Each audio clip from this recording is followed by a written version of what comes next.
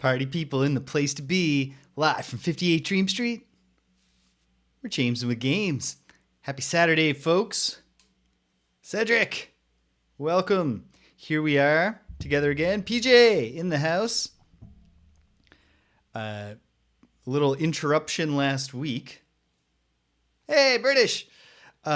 Because there was a reason. Danielle and I's anniversary was last weekend. So we had a lovely day. Not on our anniversary itself, but on the Sunday when I didn't actually wind up canceling the Ultima Underworld 2 stream. In fact, I beat that game. Danielle and I finally completed a successful playthrough of For the King, which was rewarding. We had beaten one of the DLC quests before, but never the main quest.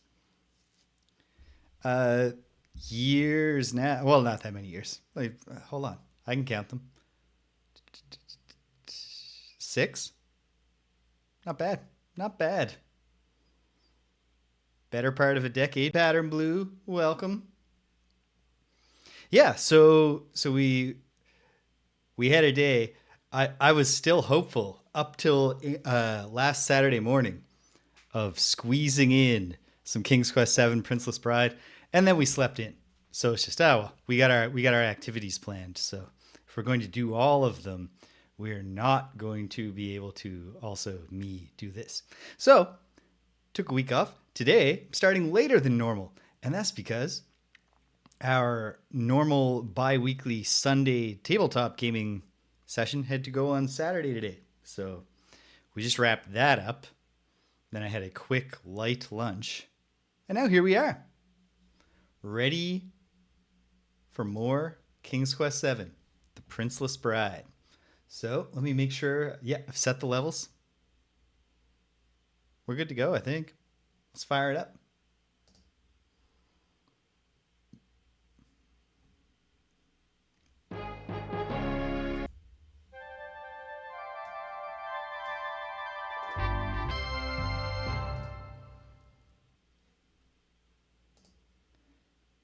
All right. And when last we left our heroines, I had just completed the fourth chapter. Had a very productive session 2 weeks ago because I was able, with some gentle prodding, much appreciated from the audience, to get back on track in chapter 3, complete chapter 3, and then I did all of chapter 4. I've been told that chapter 5 is the most complex and compelling chapter in the game. So that's exciting. Given the late start and the light lunch, I'm not super confident unless I just have some inspiration. Not super confident this is going to be a one and done for this chapter, that we'll get it done today, but there's only one way to find out. So let's fire up the save.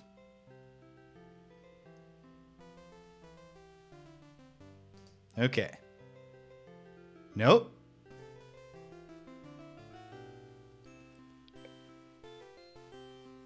Okay, great.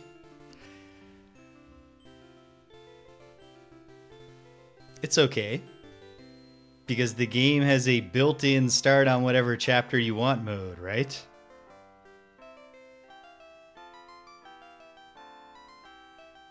This is frustrating to see. When I fired it up, I was like, isn't Valanice under arrest? Why is she back in the bathroom?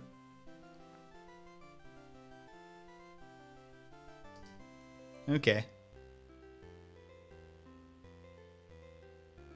Huh. You say I have these options, but you certainly ignored them last time, game.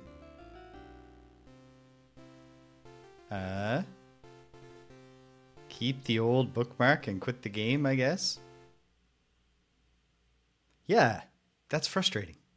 I'm not thrilled about that, but is there anything that matter? Like, if I just start a new game at chapter 5, will that in any appreciable way alter the experience from if I had just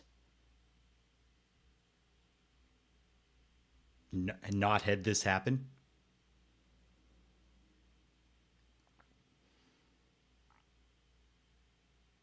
Because it probably wouldn't take that long if there's some benefit to doing it for me to redo all of chapter 4.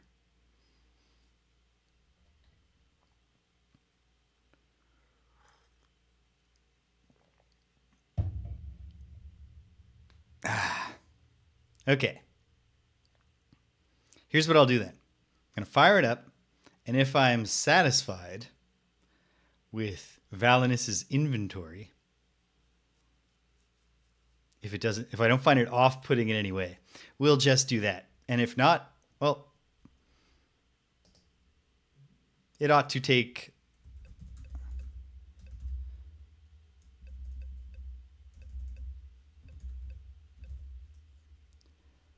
it shouldn't take that long to breeze back through the chapter, but at the same time, I'd still rather not. So let's find it. Nightmare in Etheria. Of the jury? What is I've your got- verdict? Gotta turn this down a little in my own ears. On the charge of moon theft, we find her Guilty!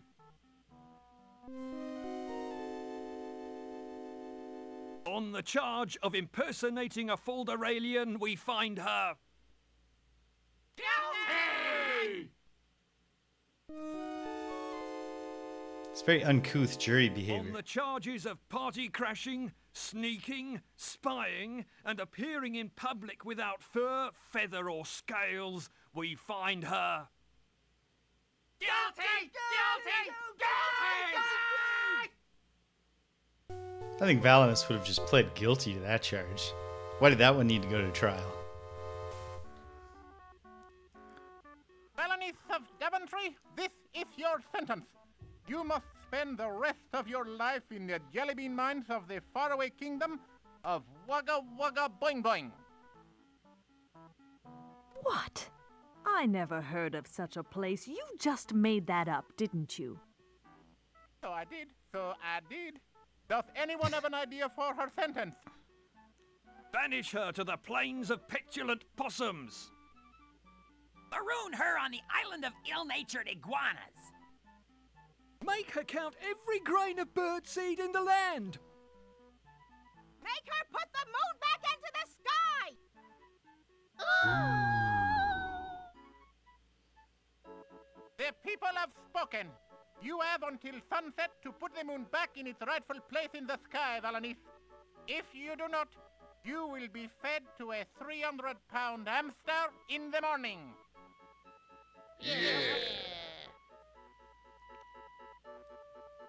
Court adjourned.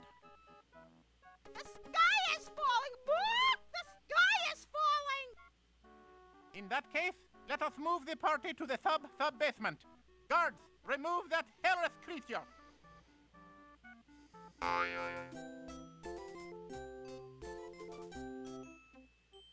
Okay.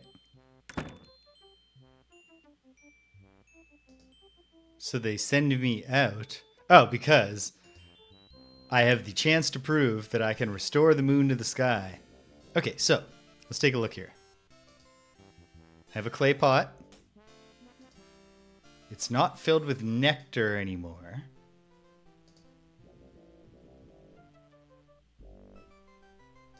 Hey, your mom. I can hear what you're talking about. Da da dun dun dun da da dun dun. I've got the stick. I've got the horn. I've got the bit of the ripped petticoat. Chekhov's scrap of petticoat. Magic statuette. The mask. Okay. Okay. I think we can roll with this. It's not ideal, but it'll do.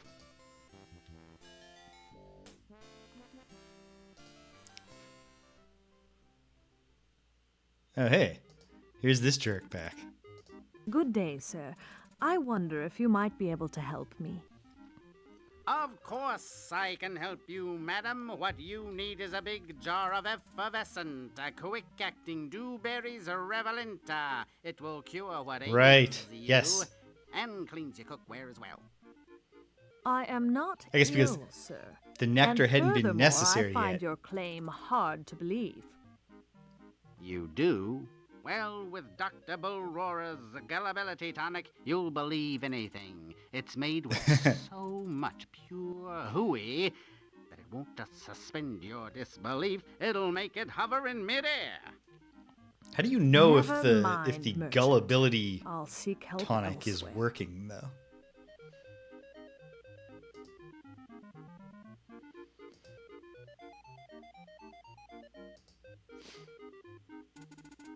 He doesn't seem to care about the magic statuette anymore, even though I have it.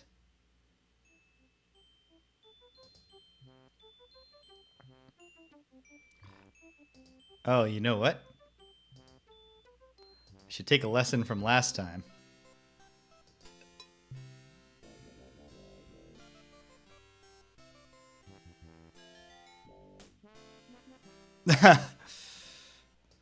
That is a total, that's an aggressive subversion of the joke, your mom. Oh, hello, madam. Let me know if I can help you with anything.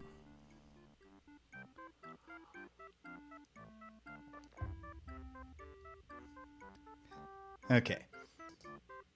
I don't see an immediately obvious thing to do in the curiosity shop if there's no new dialogue. I think I need a problem before anything from the faux shop would be obviously helpful. And then, I've got this piece of... Okay, it's called the moon here, and it's green cheese. Didn't look so green back when it was floating in the fountain, as I recall. But that's okay.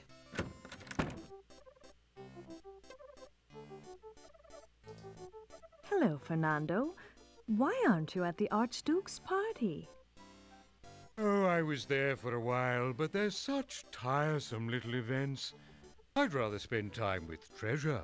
She's much more charming than the Archduke, and she doesn't drool. That's fair. Hello, Treasure. How are you? She's just fine, my lady. Thanks to you. Okay. Treasure's doing well. Valanice is oddly calm about this whole situation. Doesn't want to talk to Fernando about like what happened at the party after he left. She's literally just like, why aren't you at the party? Kind of looks like I am prevented from leaving, but let's confirm that. Good day, sir. Kindly let me pass. Nope. What do you mean, nope? His Lordship the Archduke has ordered me not to let you leave Folderol until you have put the moon back in the sky. Now go away.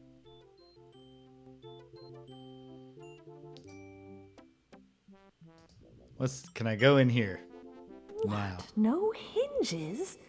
This gate can never open.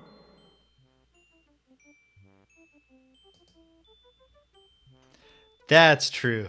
Especially since when the guard jabbed her with his halberd, it was quite obviously, it made a boing sound. So these aren't necessarily the sharpest implements.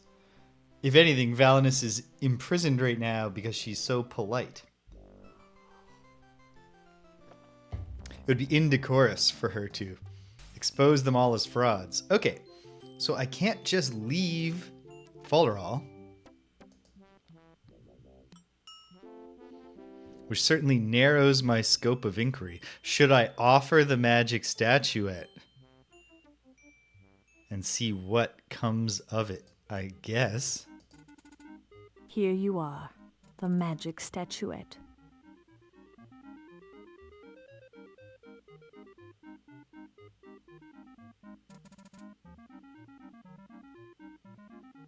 And here is your weir-beast salve, my lady Valanice. Thank you. How does it work? You must apply it to your body.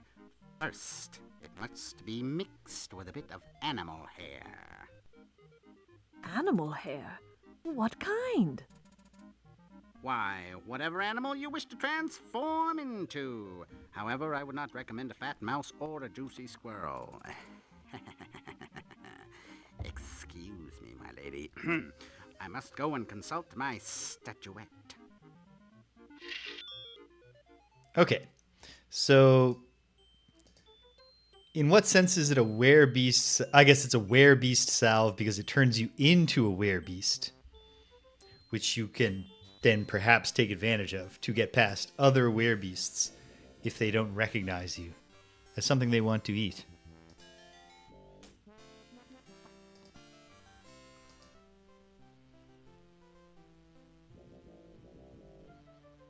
I don't have any animal fur right now, but I can imagine, given that the werebeast problem is solved, right? Because not only do we not, I don't think we need to go that way anymore, but also Rosella pinged him with the silver.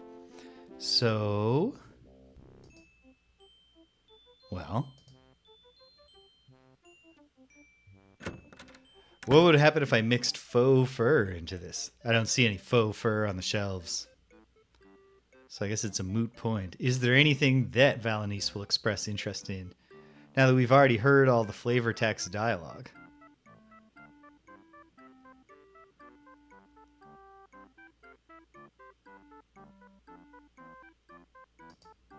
Yes. Is that chicken made of rubber? Yes, it is.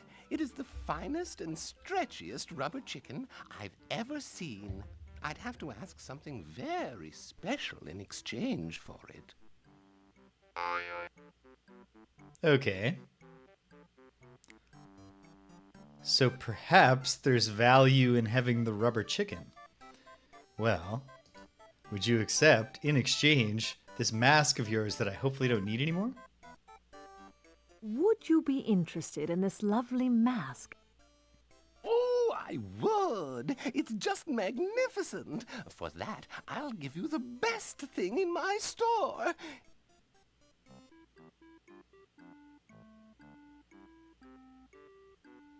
Here, take All right, this we're cooking rubber so chicken. far. Ah, But I will go. I'll thank come you, right out and confess I that this is not suppose. one of those cases where, like, I can already envision, like, you know, step D and we've got to figure out what B and C are to connect it. Like, what's the rubber chicken going to do? I don't have the slightest clue. How does any of this stuff, besides the moon cheese itself, help me put the moon back in the sky? I don't know.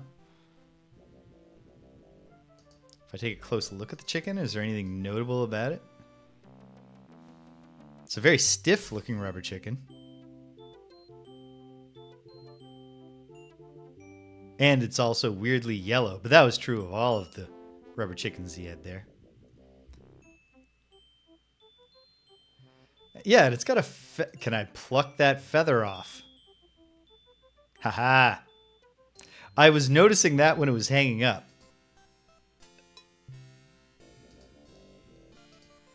Feather. Can it be all so simple? No. Doesn't look like it. No. Turn myself into a rubber chicken. I'm not sure what I would do after that.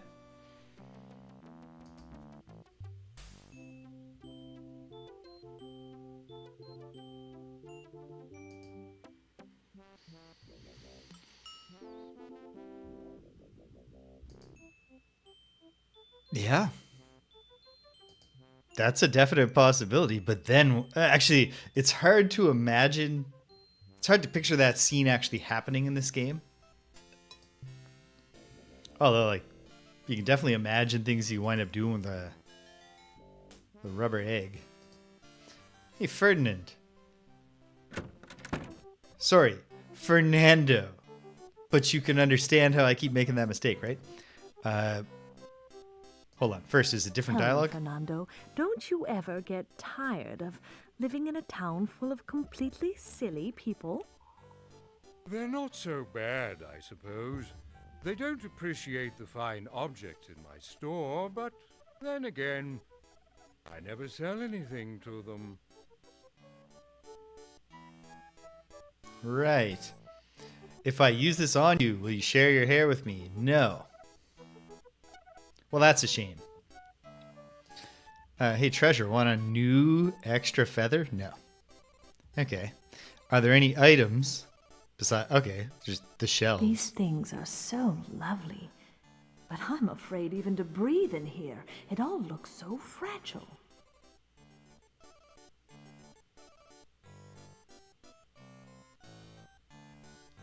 Aha!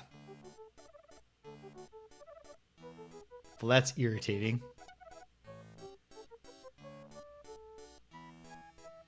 since jackalope fur would play pretty directly into some stuff that I've got cooking. And yet at the same time, if the game lets me start from here, then it can't be the case that I must either be able to get the jackalope fur or I don't need it. But yeah, that's obnoxious.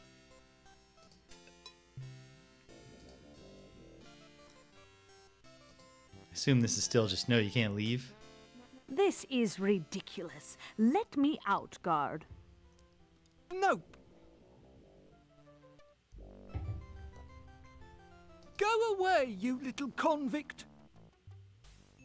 Go away. Okay. He is not going to let me leave. Fair enough, I suppose. Can I go back to the town hall? This seems unlikely. It's locked. All right.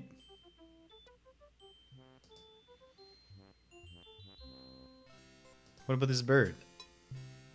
It's a mockingbird. It's going to say something. Sweet little bird. Going to insult Hello me. there, pretty. Hello, Dragon Bread. How can you be so rude? I'm a mockingbird, lady. What do you expect? Quick, go soak your head. Your brain is over here. Yeah. Same, just like with the nectar, right? I didn't need it to get here. And so the fact that I got it, I don't have it. But at least I know the backstory to how I got both of the things before. Is there a go this way now? No. Good. I would not have appreciated that as a bit of design if there was a new screen over there. Ooh. I've only ever talked to him the one time and then left, so all I've heard is the dragon breath insult like 2 or 3 times. A pair of armored trousers after the 100 Years' War. Cover your face. You're scaring the horses. What horses? Do they have any fur loose? When you were born, the midwife slapped your mother. Bit of a Dangerfield spin there. You must have fallen out of the ugly tree and hit every branch on the way down. When you were a kid, your mother had a tire leg of mutton around your neck to get the dog to play with you. Whoa! Either the plague wagon just drove up, or you really need a bath. Valanice gets no respect, I tell you. No respect. She went to a bar the other day. She ordered a double.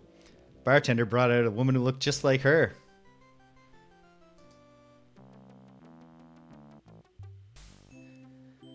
Okay.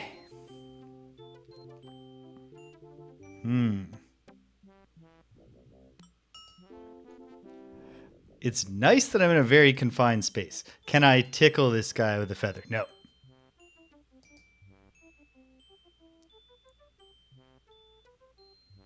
I like that particular Rodney Dangerfield joke because it's a little more absurdist, you know?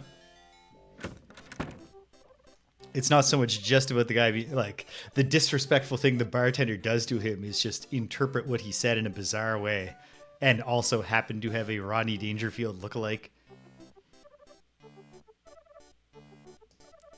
Want an extra feather for Fernando? Oh my goodness, I'm sorry.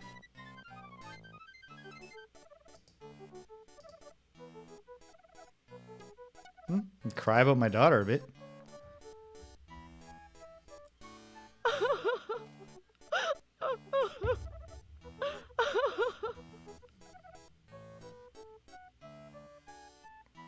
But that's not a new crying interaction. That's just because this is not actually my save, and so it has never happened before.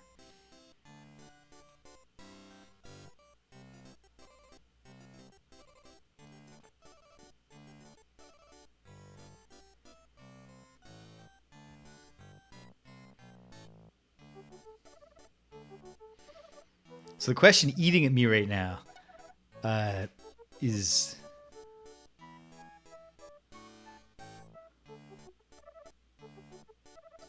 That seems plausible to me.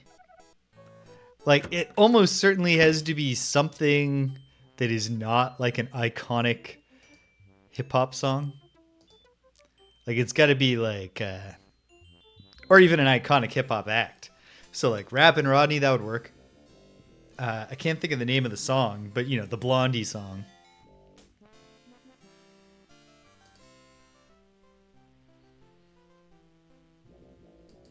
There it is, Rapture. Thank you.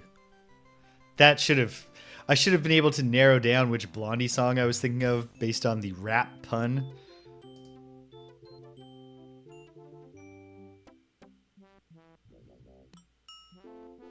Really? Not a Heart of Glass fan. I'd be lying if I said like I'm deeply familiar with a lot of Blondie, but I do like Heart of Glass.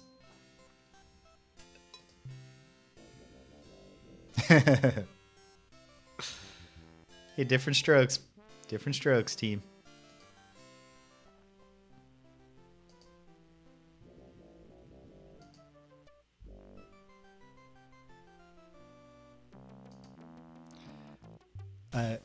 She no longer uses it on account of a major character change, but the professional wrestler Toni Storm, until recently, had like not heart. She didn't actually have a heart song as her entrance music, but she had like a heart pastiche as her entrance music, and it was pretty great. Okay, I'm literally pacing right now in the game. What am I gonna do? Can I fill my pot with water? No.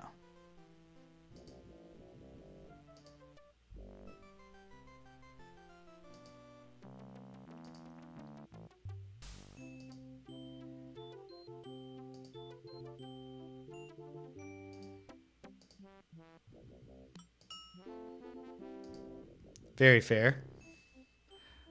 Let me think. Do I have any notable crushes from my youth that I could remember? Nothing that springs immediately to mind. Although surely they existed. Okay. So right now,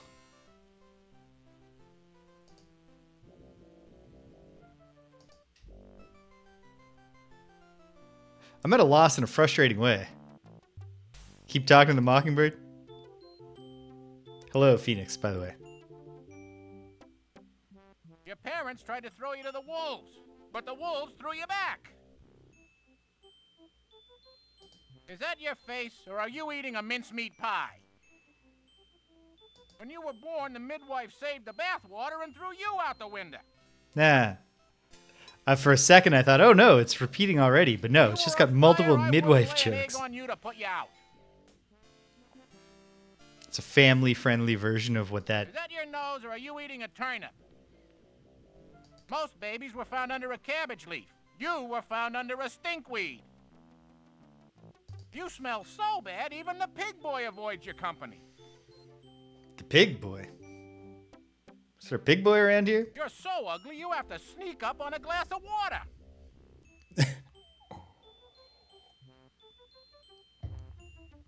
That one's a thinker. Was your mother frightened by a warthog when she was carrying you? Did your parents lose a bet with an evil magician? You're so dumb, the village idiot won't ask you for directions. Only your varicose veins save you from being completely colorless. You're so dull you can't even entertain a doubt. Yeah, it very much looks like they built the ground. Your mom, you're right. There are notes of Peter Griffin in that voice. And hey, credit to Seth MacFarlane, who is not really the rangiest voice actor around, but Peter Griffin notes, but no Agent Stan, whatever, American Dad notes. Yeah, it absolutely looks like this tree was already there, and they built the roads around it. Like there's like a little hole for it.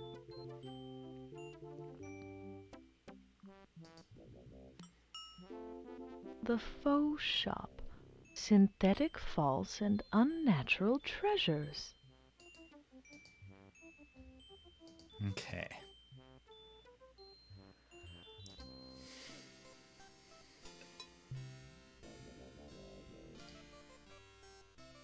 Feels significant that I got a feather off of the rubber chicken.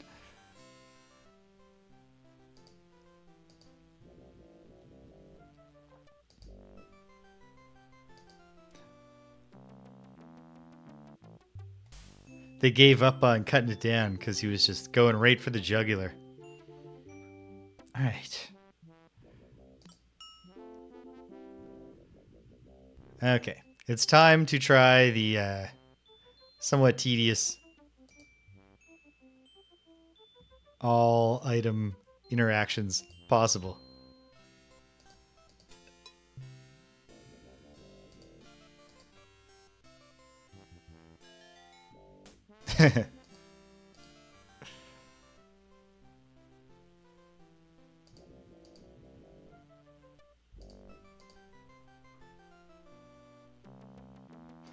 Okay. Can't just use an... Can I combine any of my items? Right, I can make a white flag. I had done that before. But so what?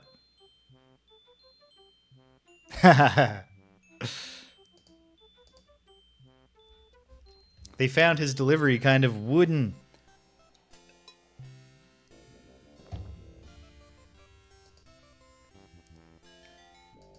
And really, like, the mockingbird's not such a bad guy. His bark is worse than his bite.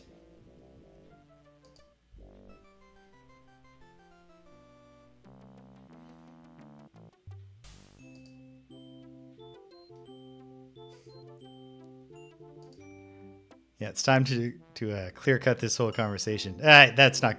I couldn't. I'm sitting here. I had like 5 seconds. I was like, come on, come up with a take it home pun. And I couldn't actually figure out how to work clear cut into a joke.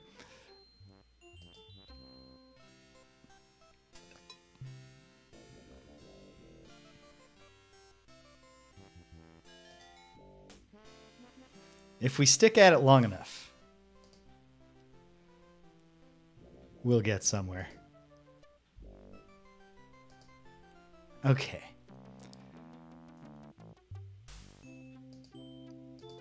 Can I distract the mockingbird by waving a white flag in his face? It's not a white, right, of course. It's a scrap of petticoat. It's a green flag.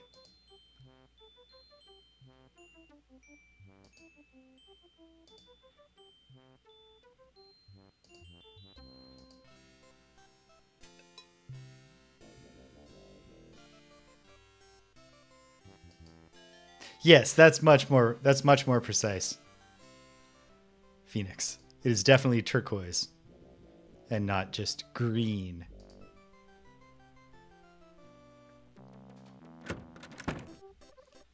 Nope. Thought I heard Aber on the move because I got the door mostly closed. Fernando, you don't care about a flag, do you? What about the moon? I'm just going to see. Is there anything you want to talk to me about, Fernando? Of these things that I have.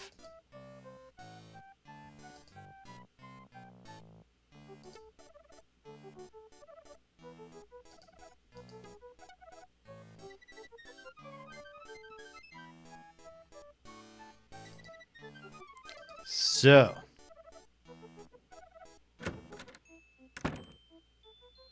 kind of frustrating. I will break down and ask for a hint eventually. Like, I will not subject anyone to 2 hours or more of me pacing back and forth on this street going, what the fuck? Why can't I just have the jackalope fur? Why did the save have to mess up? But I will I'll hold off on that. So that's your opportunity. While I am trying to stick it out, everyone can try to think of how they would phrase a hint. Blowing a horn worked so well for me in Ultima Underworld 2 last weekend. I thought maybe all the walls will just come down. but alas. Okay. Mockingbird. Do you have an opinion about this cheese? Or the tree does? Oh, the sky. Okay. She'll throw it up in the sky.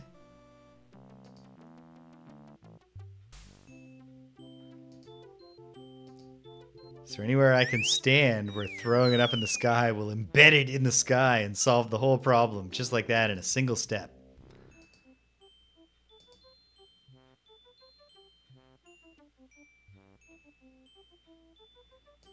I can't stick the feather in the cheese to make it fly? No.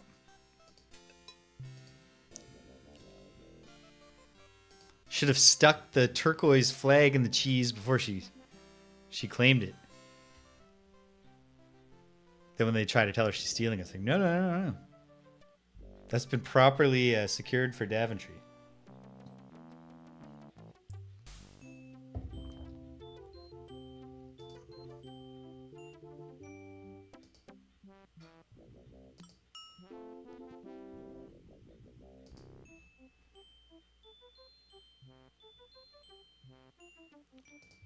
What? What's this?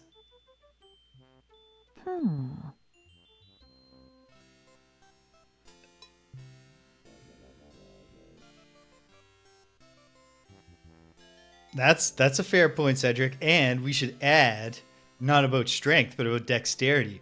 She gets it to go straight up every time. I could probably get some decent height on a toss like that, but I would also almost certainly throw it backwards over my head. So...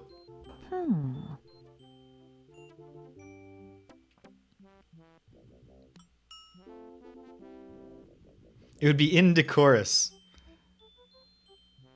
to just go rushing through it. All right, so I don't even know what Valanice is saying to here. Oh. She noticed that the branch was there.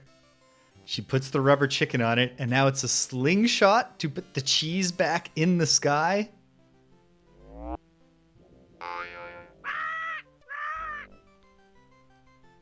And then the chicken came to life.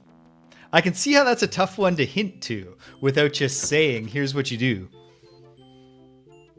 Congratulations, oh hairless one. Thank you have returned the moon to the sky. You are granted a full pardon.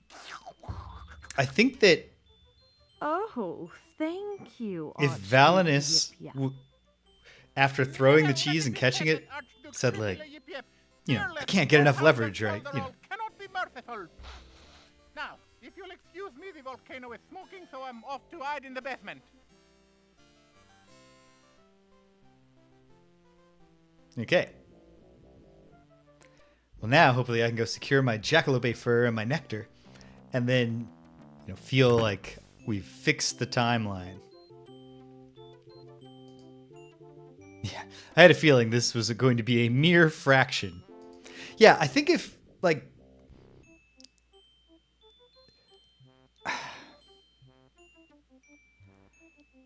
maybe, like, her making a comment on the shape might have been too obvious, but, like, even when I look at the shape of the wood there, of the branch, like, it doesn't necessarily scream to me. Like when she said, like, I got the chicken there by just trying items because I didn't even know what she was saying to. So, not a 10 out of 10 puzzle design for me. Like, I can see it all, like, all the pieces make sense once you've solved it, but I'm lucky that I was confined to a small area.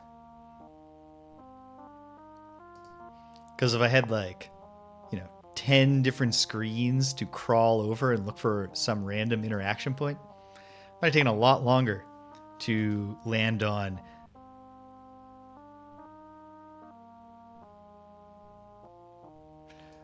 Yeah, this game, like, the user interface of this game was basically designed in acknowledgement of that rule.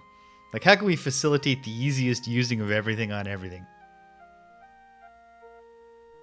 I think it makes a lot of sense to have created those rules, Phoenix. Is rule 1 something about Like, I advise you to turn back, my lady. These once magical woods have been cursed, and no one is safe here.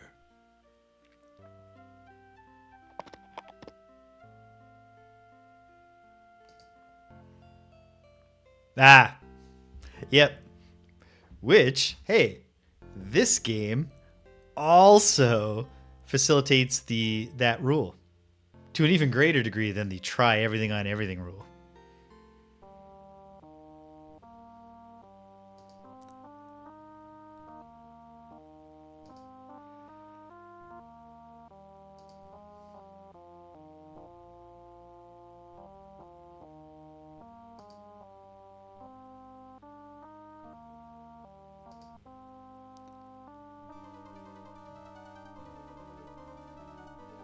Hello, kindest of humans.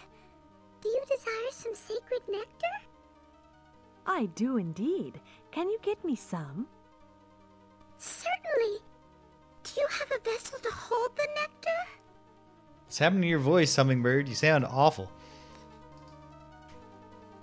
Good.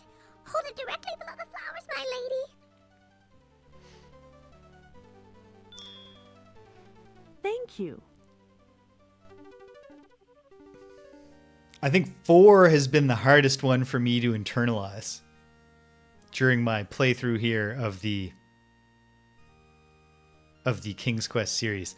I was mapping diligently up until King's Quest V, where I did map the desert, but otherwise the areas felt contained enough. I mapped the labyrinth unnecessarily because there's actually, pardon me, a map in the manual.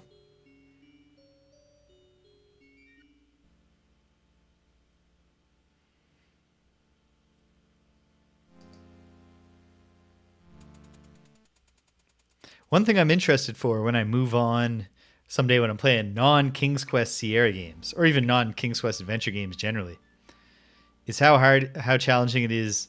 Yeah, put a hand on the wall when you're in a maze.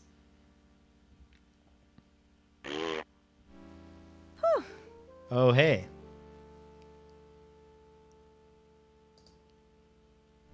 I might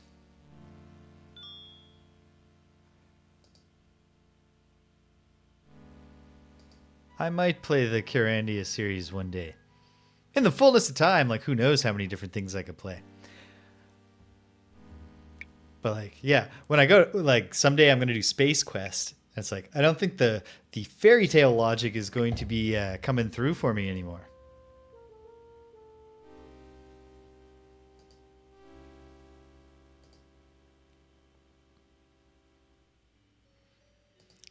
I found Quest for Glory in particular, the death messages are both quite funny and often kind of drill it into your head a little bit like, oh yeah.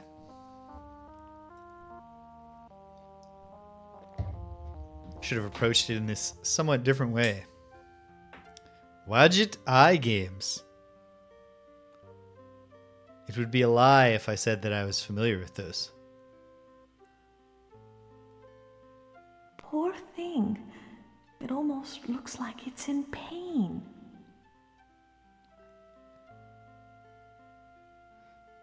But she's not going to be able to pry loose. I am Valanice of Daventry, noble stag, and I appreciate your concern. We'll just... But I am on this a isn't mission really from which happening I because it cannot be officially dissuaded. already happened. I must enter your woods. You are brave. Oh, really, PJ?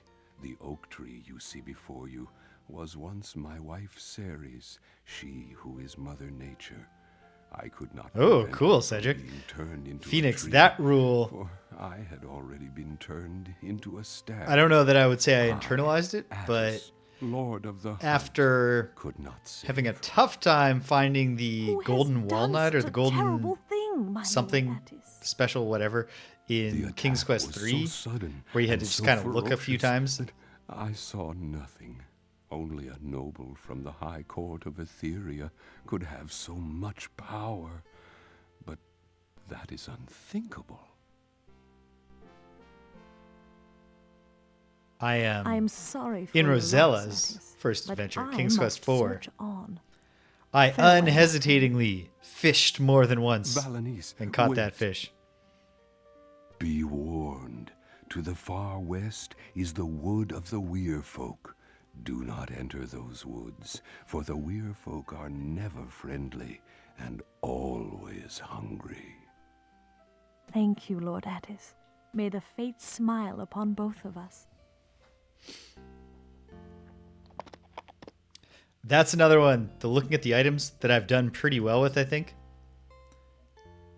Although, I certainly did not immediately perceive the fairly easy solution to the shield spike thing with Rosella in Chapter 2. Like, I was trying to figure out, like, what do I have to use the shield on in the blacksmith's work area to work on this spike? Oh, no.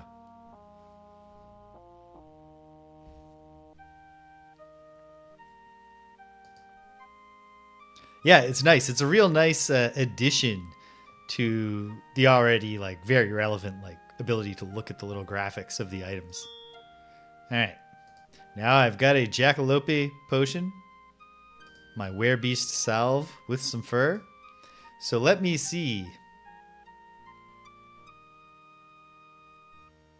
Is this indeed what I should do? Because I think I'm getting the feeling this is taking place before the part where Rosella came through. So probably the Werebeast is still there.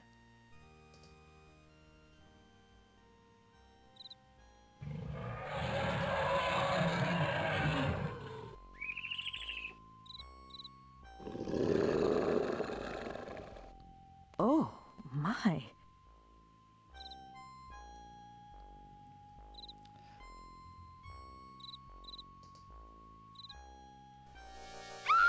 I'm assuming that I want him to jump out, and then I want to...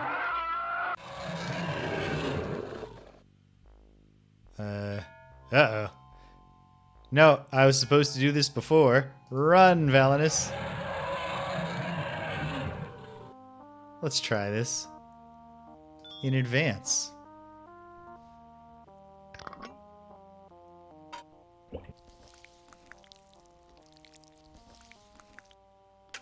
Oh, I feel so strange.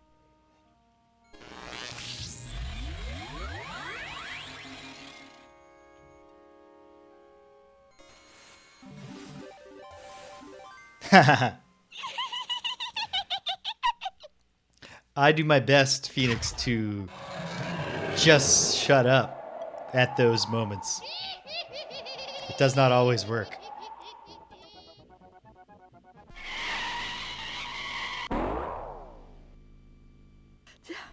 Don't think I've ever run so fast in my life. I had a few run at a time. Oh, great. Now there's a stink ghost. And it gets me right away. I'm never going to get past that thing if I don't get some help. Some help. And then it takes me back to here, so okay.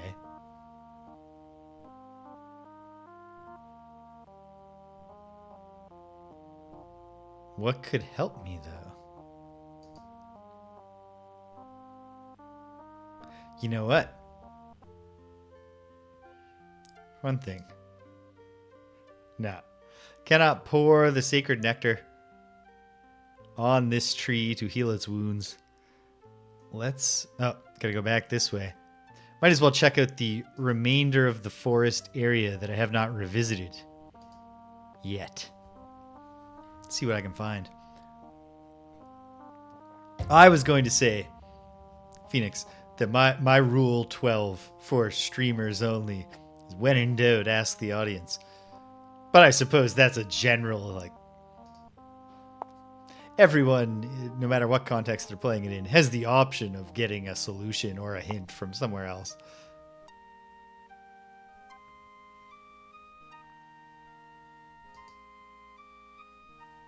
I'm pleased that I have not had to rely on that as much as I would have expected when I set out on this King's Quest saga. So that's been a nice surprise. this extremely distinctive destroyed tree, you just really want it to be something, and it doesn't seem to be. Is it time to wake up the stone face in the forest?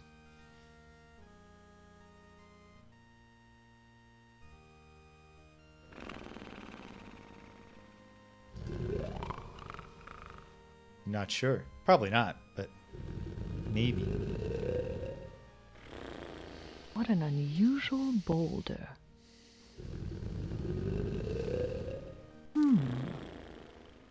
Come on, Valanice. Okay. I tried to tickle this thing's nose with something else before. But now that I've got a proper tickling feather, it's actually going to work.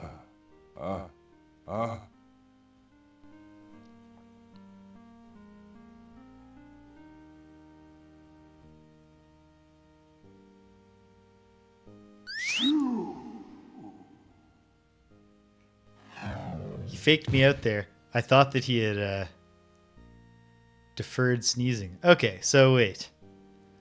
I think that I think that that's the correct action, but I had to move before the sneeze or do an additional action. I'm going to give it a shot.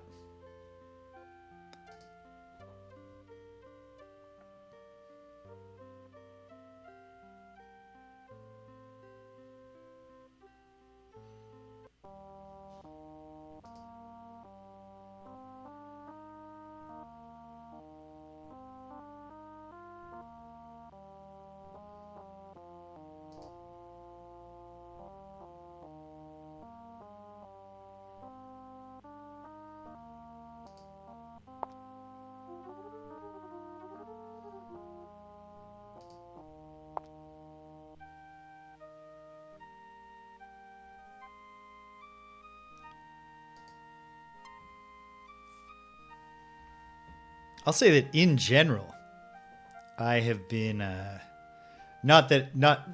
is not about any of you, like, you know, real audience members who are here who we talk a lot.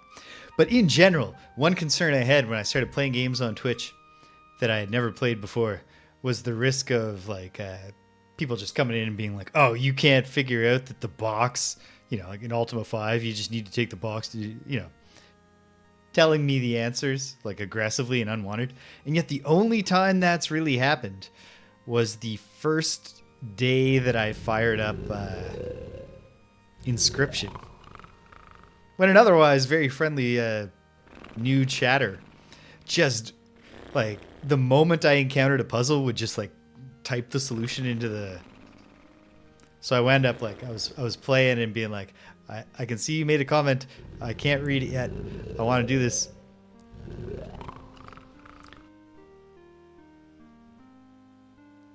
It wasn't ideal, but at the same time. You again. What do you want? Oh, it's that simple? Well, I'm not exactly sure. Ooh. I warned you, human. Now go. Wait, hold on. In what sense did you warn me, sir?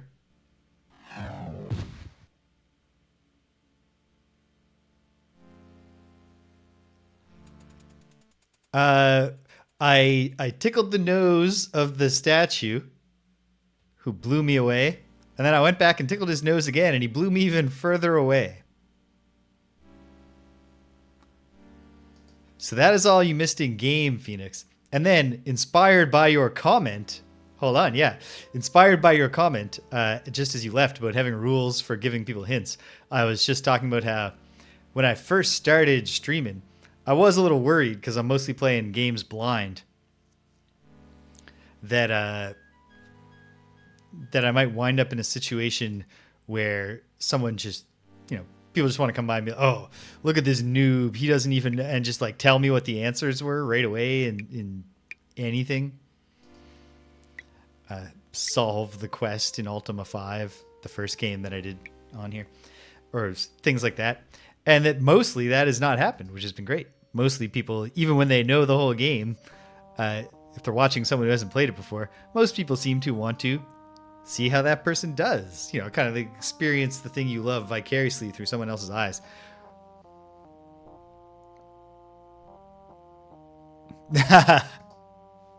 Noted, Phoenix. I accept your terms. Excuse me, Lord Stag. Is Lord. there nothing that can break the enchantment on you and your wife, Attis? Perhaps Lord there Attis. is, but I know not what. Feldspar, the ancient rock spirit, might tell you, if only there was a way to awaken him. You see, I am becoming more like a natural stag with every passing hour. Thought becomes more difficult, and the shadows of the forest sing to my blood. If I find any way to help you, That sounds serious. I will, my Lord Attis. But okay, problem here might have just been that the dialogue I need to have before I can do anything with the You must never give up. rock spirit or whatever. I try, my lady, but I fear Ceres grows weaker and weaker. If she perishes, all of the bountiful wood will perish with her. Surely there is something that can be done. Perhaps there is, but I know not what. Feldspar, the ancient rock spirit, might tell you, if only there were a way to awaken him. I cannot think clearly, my lady. I grow more like a natural stag with every Yes, I know, you said passing that. hour. Also, he says he's trying not to give up.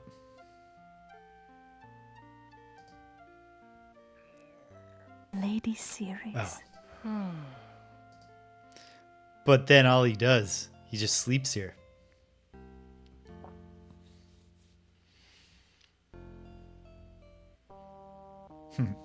Well, hopefully we can save Lady Ceres so that he's not stuck going stag. Ho ho ho.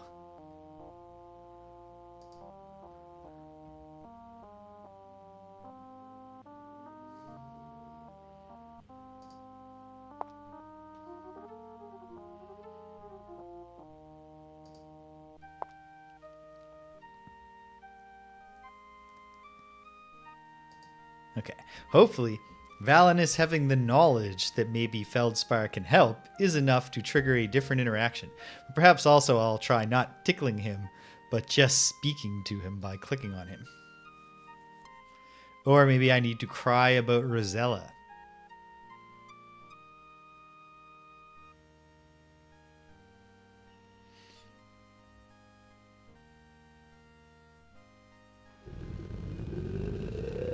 No, he's asleep again. So, let's awaken him with the feather and see if just this time Valanice has something to say before she's blown astray.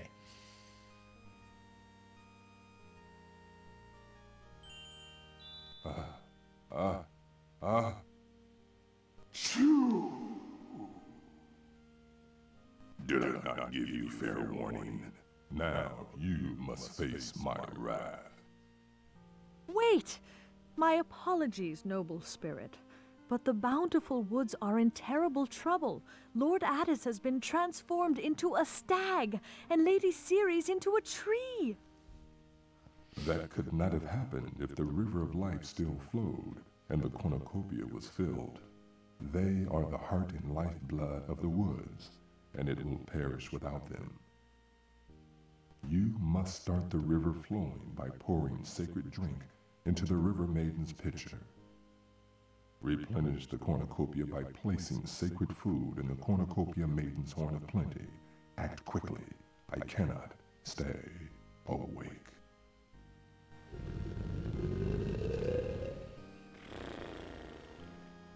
Or Feldspar was tying one on last night. Okay, so horn of plenty.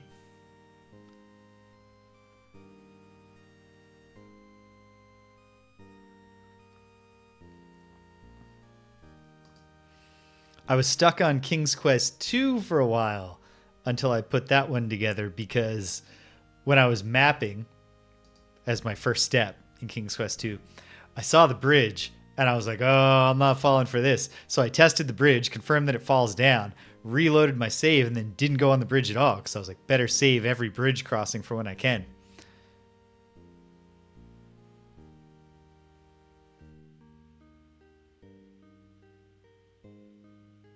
He very much does, Cedric.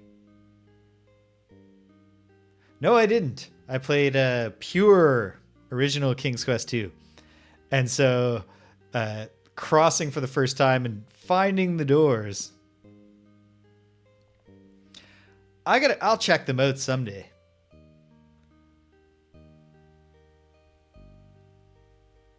But I'm fond of text parsers when they're at least moderately well executed. So I really like playing the original.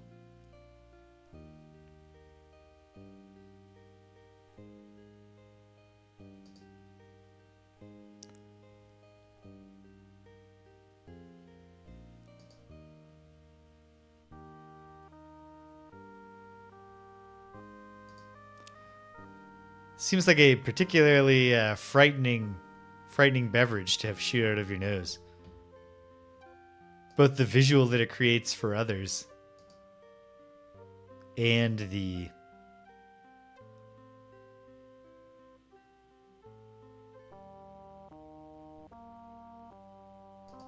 what was the annoying thing with the feather?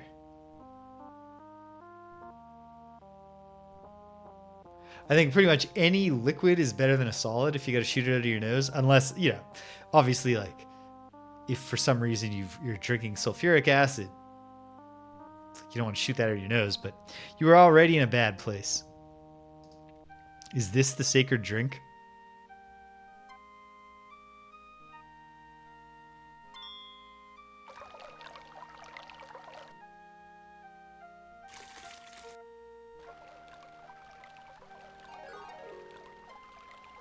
Wow. All right, great. That part went smoothly. Come, Lord Attis. Perhaps a drink from the River of Life will give you strength.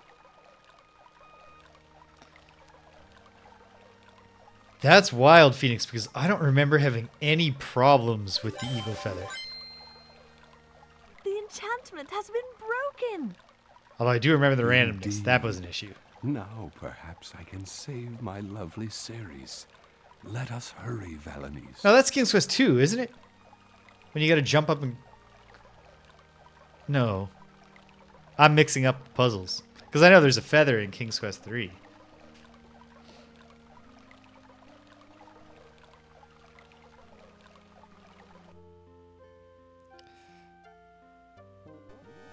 Yes, yes. Recurring motifs of giant birds carrying members of the Daventry royal family around. Oh, geez. It would seem that the curse is stronger than I am, but I will not let her die. Yes, yes. I will not. I wish I could have helped you more, Lord Attis. But now I feel I must go to my daughter. I think she's in a dark land beyond these woods, and that she is in grave danger. Valanice, if she is in Ooga Booga, you must pass through the swamp, and I have learned of a terrible monster who dwells there. I will help you evade him, but first I must try to save my lady love.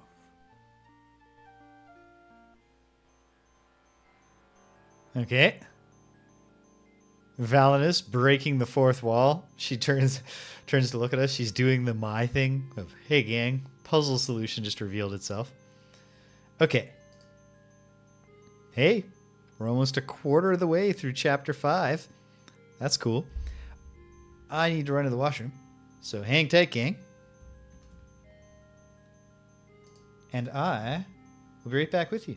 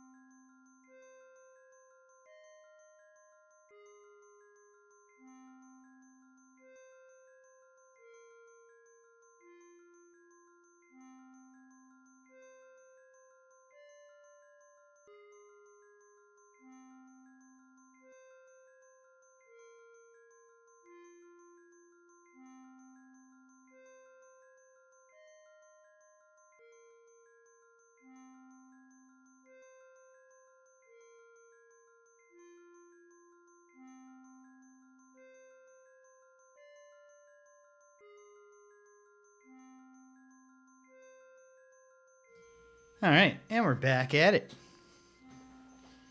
So,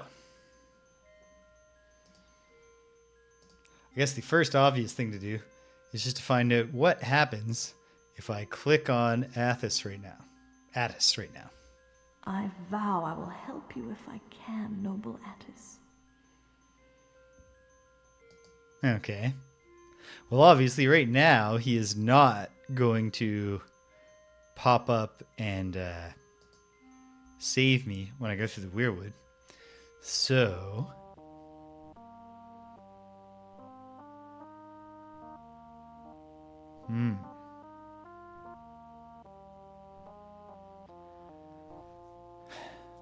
There's always the possibility that I can trade one of these. I don't think any of these items will trade for food.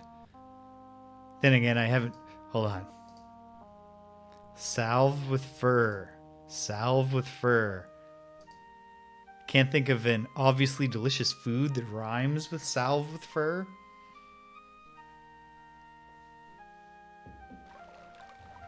Oh, right. I can't get across this way. I need to take the rainbow bridge now.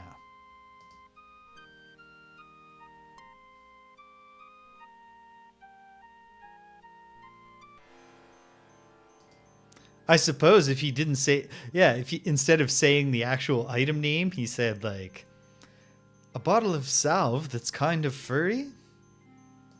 How about a tasty curry?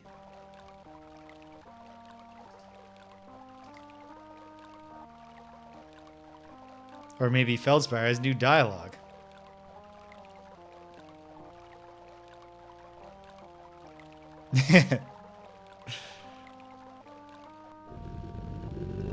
And once we have the grenade launcher, we can almost certainly extort some food from somebody. Oh, he's blown my feather away, so I can't wake him up again to get any... Yeah, you're right. I was going to put it off until I looked everywhere, but... Besides the offhand possibility of him actually giving me some curry or whatever. I know it wouldn't be curry because he wouldn't have just told me like that. But besides that offhand chance, it's like, yeah. Why wouldn't I go hear the rhymes?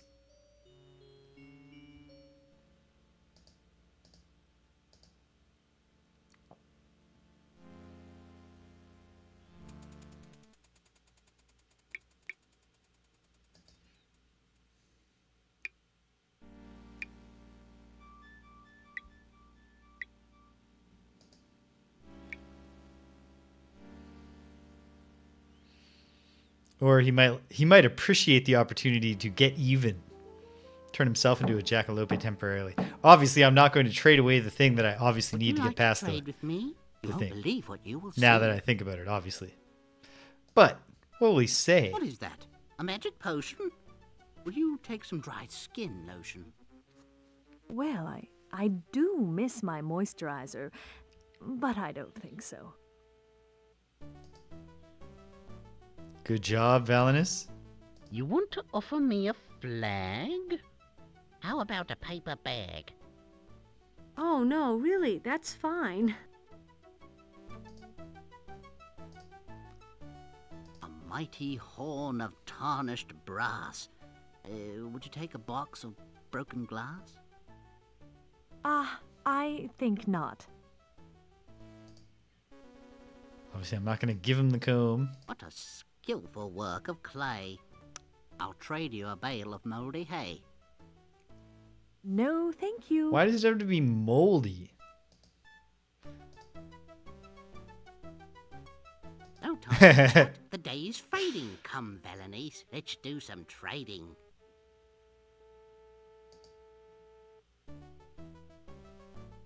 Okay, well. Yeah.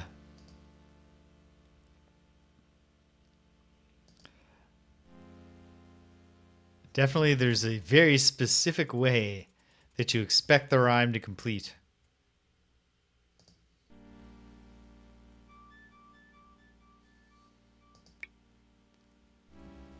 Okay. So, the big thing is I need food to put in the cornucopia to finish saving the forest and thus Ceres. And in so doing, secure Lord Addis's help. Crossing.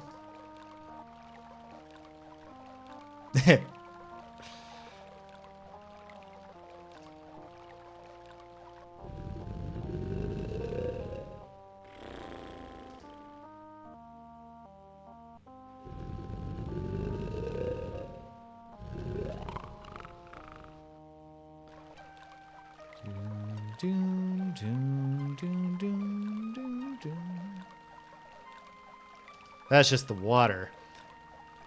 Now, Valanice, you're not going to jump in the water and drown, are you?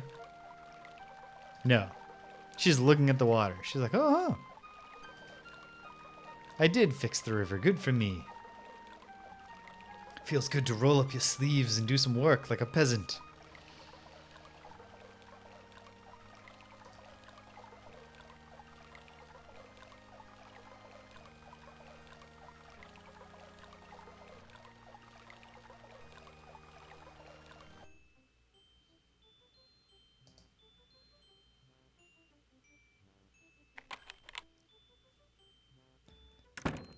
Occurs to me, if only I hadn't shot that piece of the moon.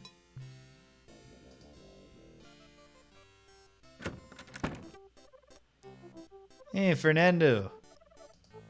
Fernando, Or Ferdinand, as I like to call you I never sometimes. see anyone in your store. It looks like you're right about people of Falderal never buying your wares. Tell me, how do you stay in business? They'd Tourists? like to buy things, but I won't sell anything to them. They might break it. I get a lot of business from Etheria, though. Why don't you just move your shop to Etheria then? Rent? Pixie dust and ambrosia make me sneeze. Nah.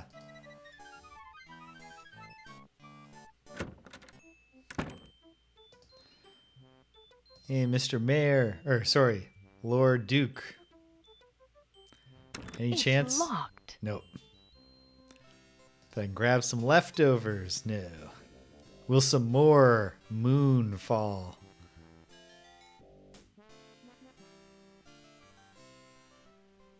Doesn't look promising. No. Okay. I can't imagine that there's anything in the faux shop that would do the job, but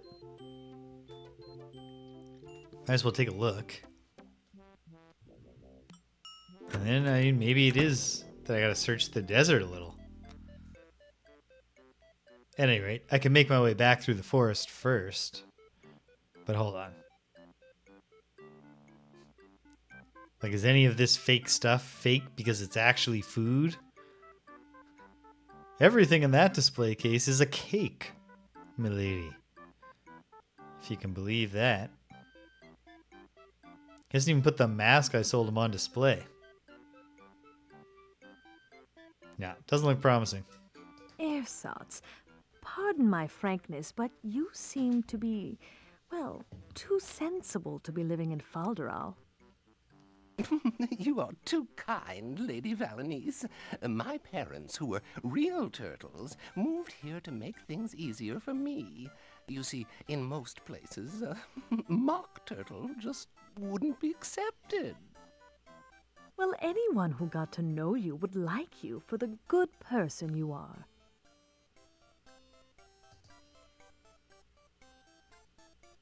And also, Valanice, we consider racism against mock turtles to be deplorable, right? It's not just that Ersatz is one of the good ones, right? You light up the room whenever you leave it. Ho ho!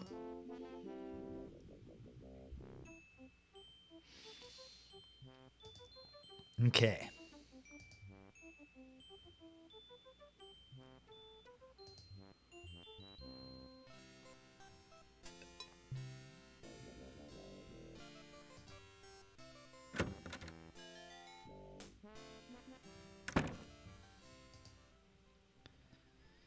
Magical food. Or not necessarily magical food. But at least good food. And possibly, like, if I find any magical food, I'll use it. But I need food to put in the cornucopia. Where is this food going to come from?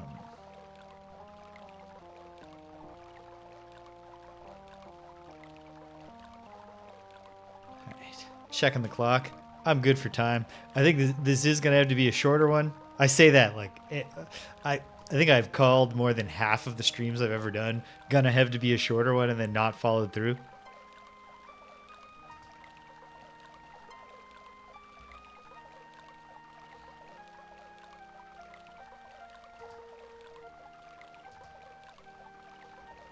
Any thoughts, Valanice? These statues are so beautiful. Incredible. Well, I agree with that, Valanice, but that doesn't get us special food.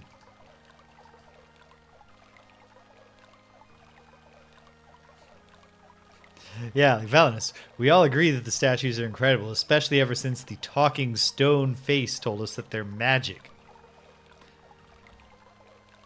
Just and you know, like, obviously, a horn of plenty filled with corn is kind of natural.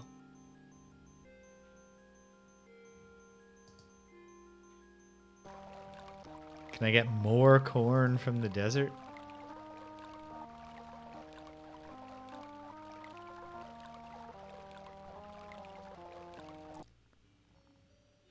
I mean, it's worth a try. Not getting any particular inspiration.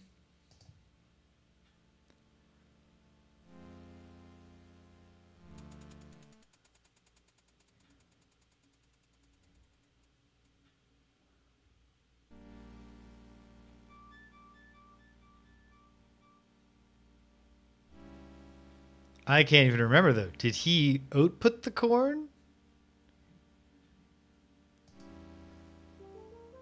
It doesn't seem like the solution would be just go back and do the corn thing again. And yet... I suppose there's no reason that couldn't be the solution.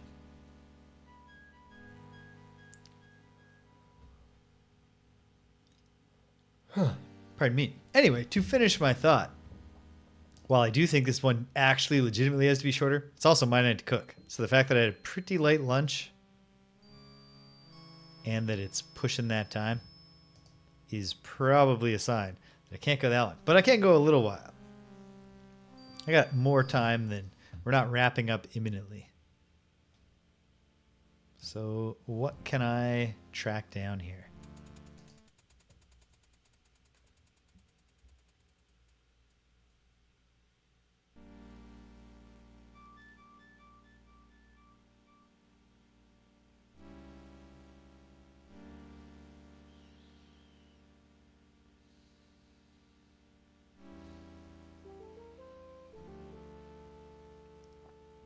I don't think there's anything more to see down here. But again, in the interest of, like, why wouldn't you at least look? Might as well go down there.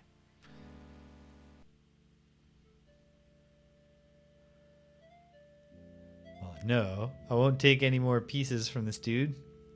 And no, there's no sandwich that I missed last time.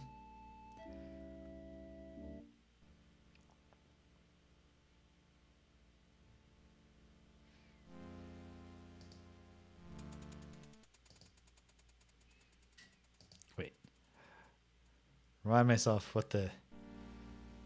Yeah. Give it corn. And to grow the corn, I needed a corn kernel.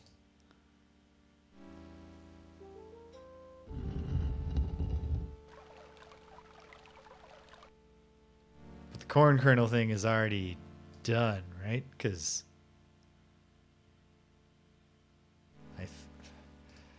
No. I lean away. No. It can't just be go back and do the corn puzzle again. And yet it could be. Certainly the, again, the Horn of Plenty thing does suggest corn as an outcome. Could I just re-water the same area and grow another ear of corn out of it?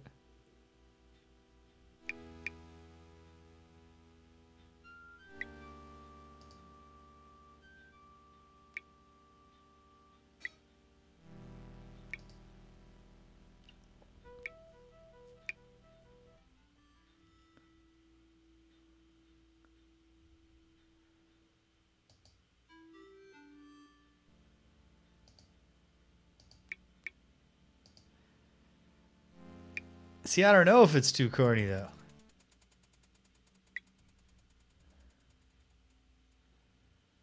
Okay. Hold on.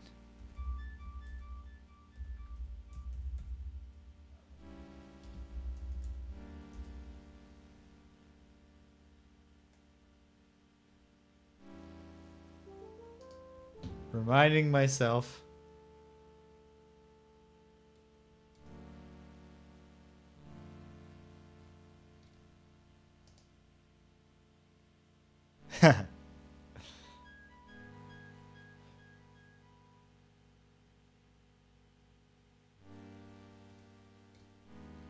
You're killing it, team. While I quickly remind myself of the tale of the cornucopia.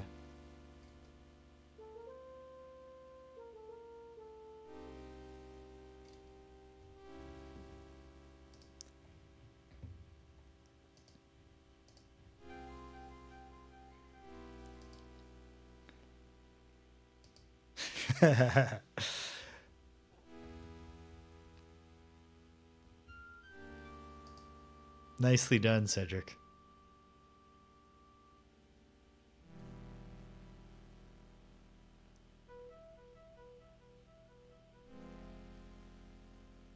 Okay. No harm, I suppose, in re-watering the place where we grew the corn. Even if that does seem like it would be a bizarre solution. Certainly no law says it can't be.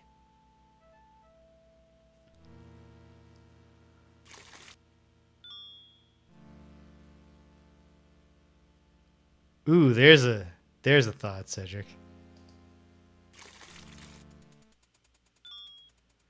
Why not see if I can get magical river water and do something with it?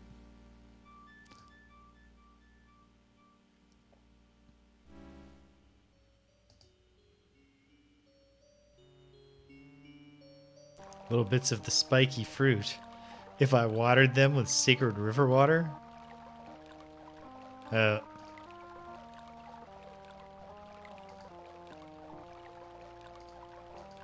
an inventory this small, why not look for random... No, we can't go back in his house.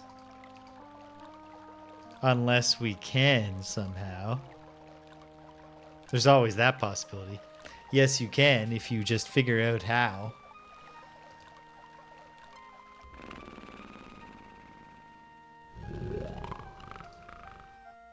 Maybe I splash a bucket of water in his face. Oops. Clicked out of the window.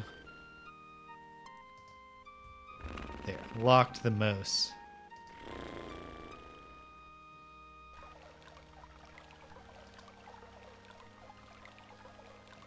Ancient forest guardians like being awoken by having buckets of water thrown in their face, right?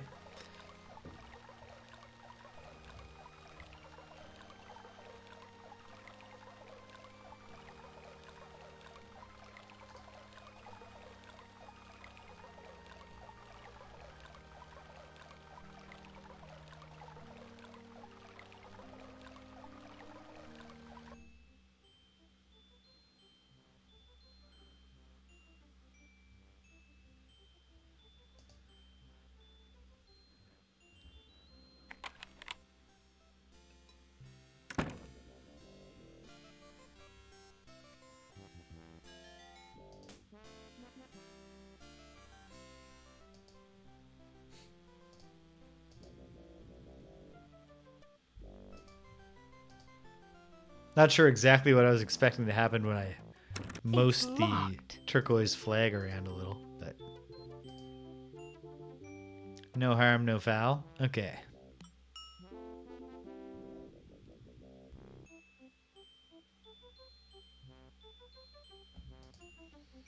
Nothing really going on over here. Okay.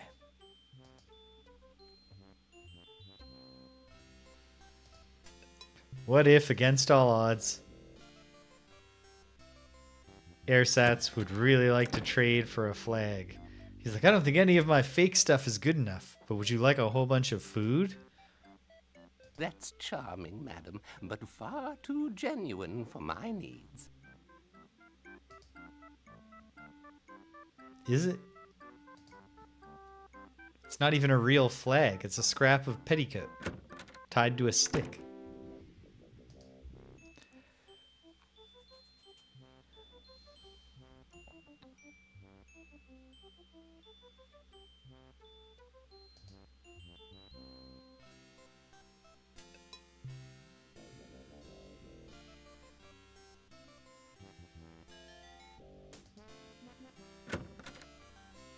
Yeah, come on, ersatz.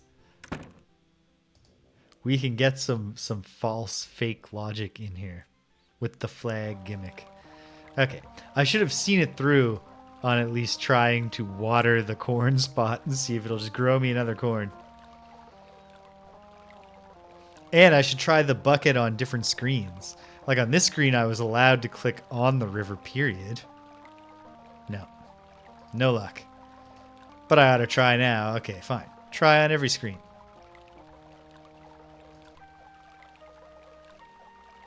If I go down this way, is Valanice just going to drown herself? No. She's also... What? Error. Send to invalid selector of object. Okay. Okay.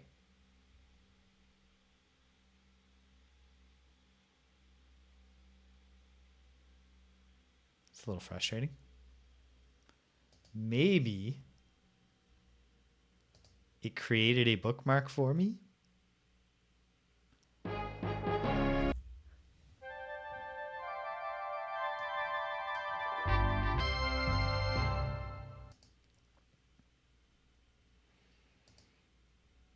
Second go. Nope. Oh, good. Badgers of the jury. All right, clicking through the dialogue. It's okay. It's okay. Valanice, while they're dragging you out, please just grab some cake.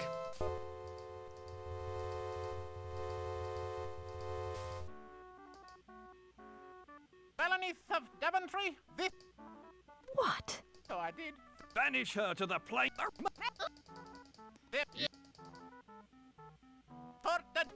In that case.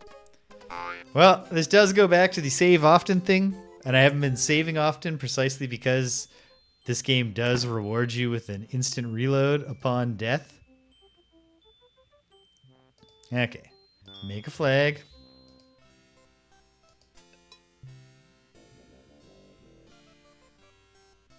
Secure my werebeast potion. Salve, sorry. Here you are.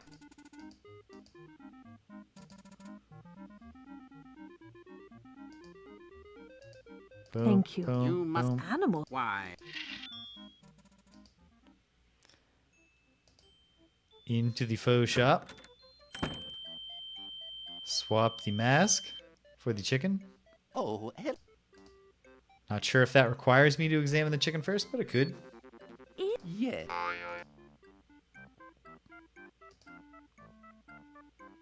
Hello, whoops. Eric. Hello. Oh, would you? All right. Ersatz grabs me the rubber chicken. Here.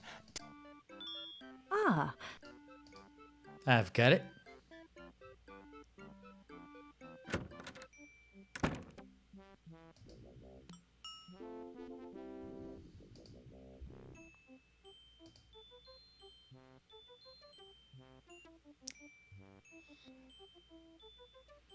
Instantaneous inspiration.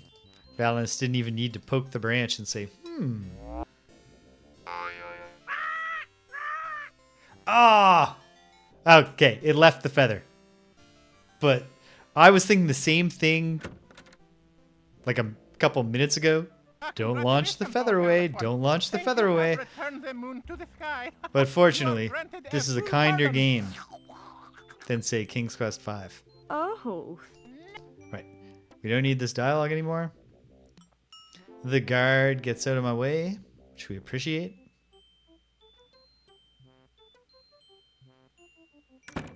Grab the feather. There was nothing new with Ferdinand that I had done. that I can recall. Gotta go have all the dialogue with Lord Addis.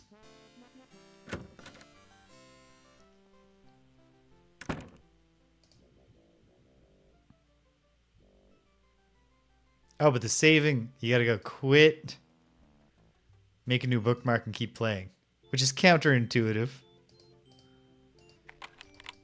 Although I suppose it shouldn't be counterintuitive for me. I was already saying that the first game I did on here on Twitch streaming was Ultima 5, where the save command is Q for quit.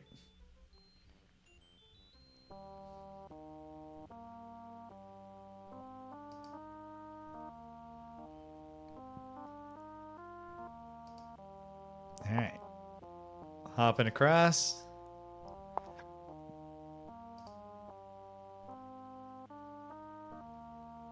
I gotta feel like that last one was just kind of a little bit of showboating on Valanice's part. She could easily just step down from that stone. But what are you gonna do? Okay. Oh hey, Lord Addis, nice to meet you for the first time, apparently. I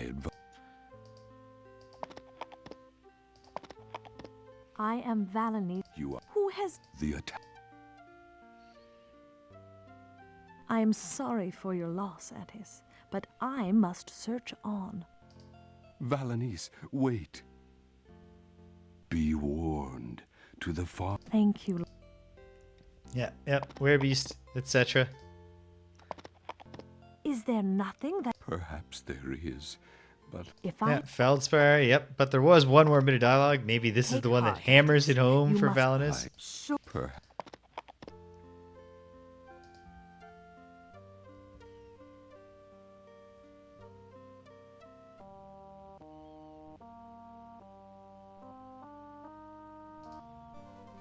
Click once to bring my bird friend home.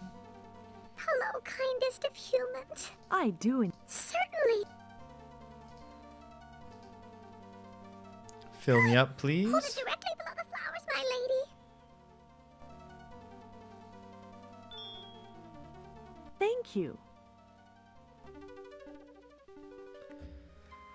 Another problem Valanice should, in theory, be able to solve for herself with her stick. Getting that not really that high up in the air flower to tilt over slightly so that it pours out a veritable... Oh, you know what? I'll just fix the river on the way back.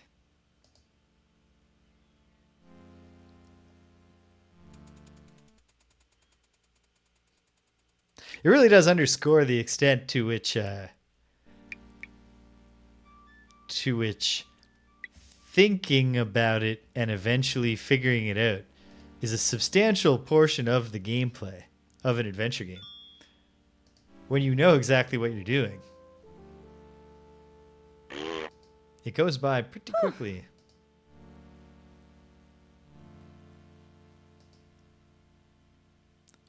That could easily... That's a fair fairy tale logic explanation.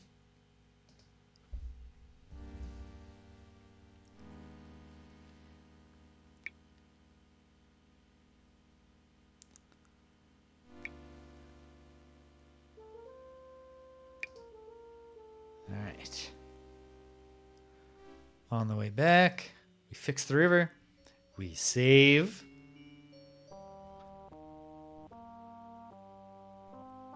And then I'm where I was, basically. Oh, wait. Can't just fix the river. We have not actually awoken Lord Feldspar.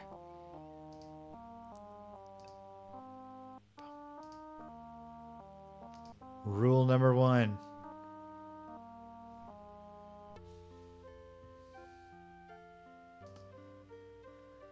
All right.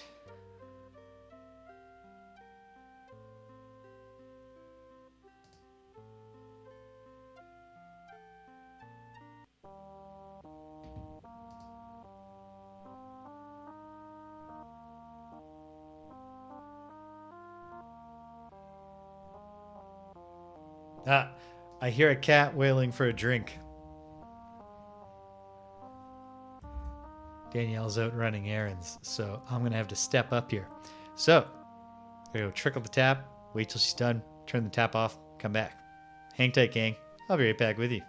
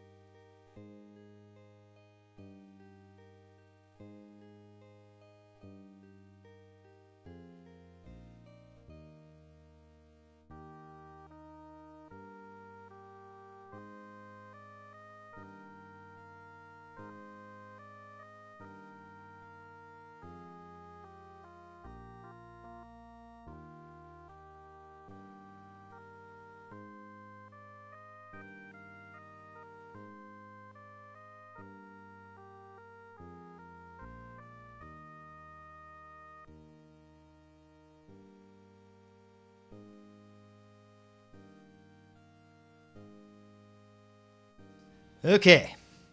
We have one fully hydrated cat. We're back at it. Almost caught up to where I was. And as I thought about it, I think the root of our woes at the beginning when I had lost my save might have actually come from the fact that I may have conceived of the game as auto-saving because of the way it boosts you back up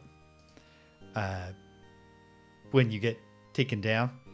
And extending from there, I think I might have assumed that chapter switches would actually just automatically save. I might not.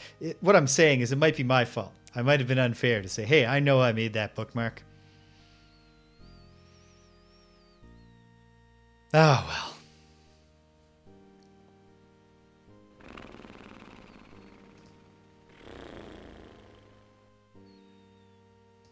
So this time, hopefully, we get to skip by the torments of Valanice.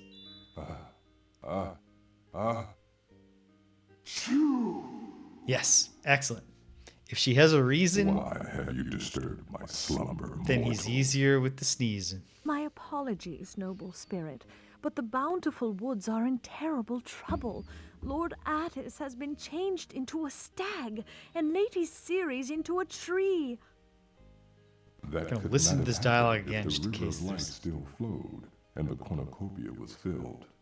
They are the heart and lifeblood of the woods, and it will perish without them. You must start the river flowing by pouring sacred drink into the river maiden's pitcher. Replenish the cornucopia by placing sacred food in the cornucopia maiden's horn of plenty. It's gonna be Act quickly. sacred I food. cannot stay awake.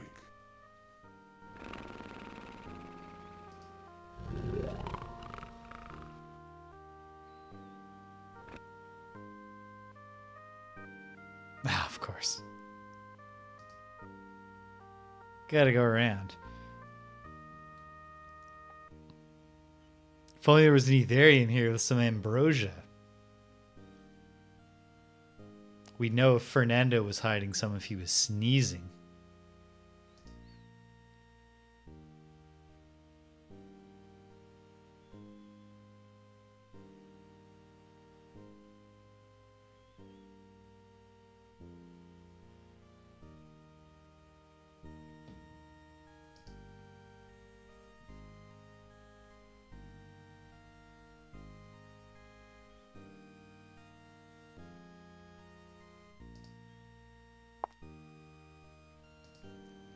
What are some other mythological foods besides ambrosia? I'm not sure.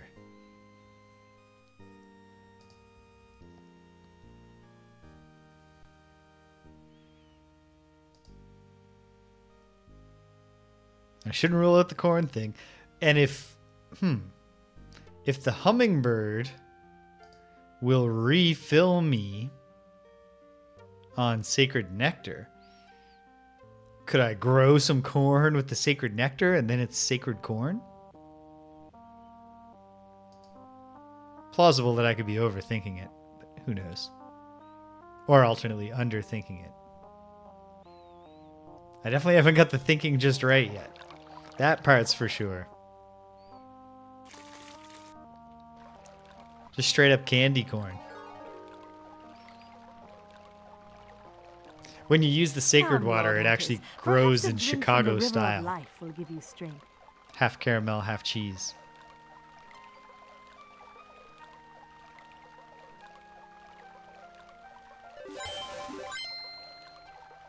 The enchantment has been broken. Indeed. Now perhaps I can save my lovely Ceres. Let us hurry, Valanice.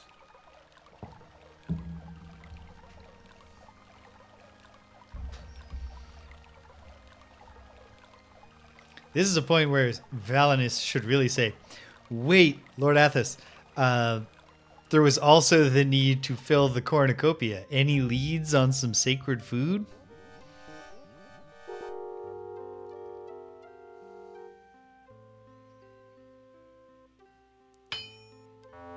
Did I just not pick up the spike? Well, I mean, I know I didn't just pick up the spike last time, but why wouldn't I pick up... Oh, because it vanished. Seem that the curse is stronger I'm off than the hook. I am, but I will not let her die. I will not. I wish I could have helped you more, Lord Attis. But now I feel I must go to my daughter.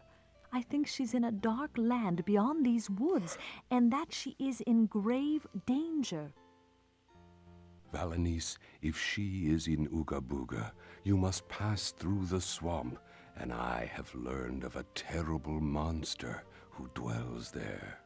I will help you evade him, but first I must try to save my lady love.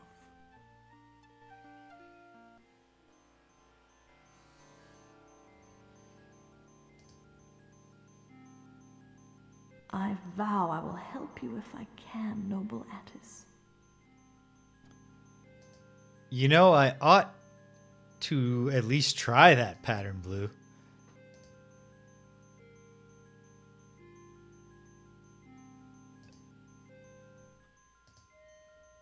No reason not to confirm. Especially because what if Valanice has a slightly different, oh, whoops, I messed up message when we do it this way.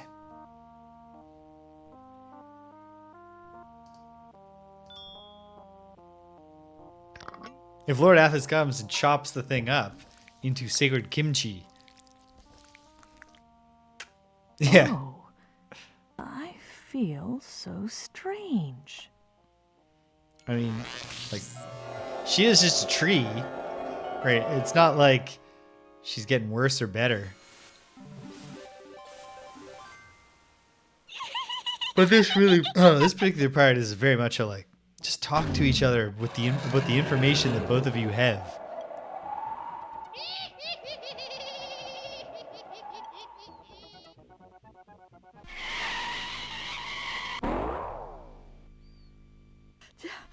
Don't think I've ever run so fast in my life.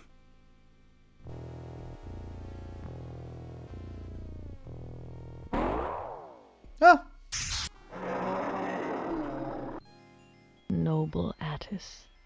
He was true to his word. Well, good. I guess I'm glad I didn't spend too much time trying to grow new corn. I should have just tested that in the first place. Yes, PJ, you're right. Well, let's see. So I got the flag, the horn, an empty pot, and the ability to reminisce about my daughter and weep. What will this gargoyle do to Valanice?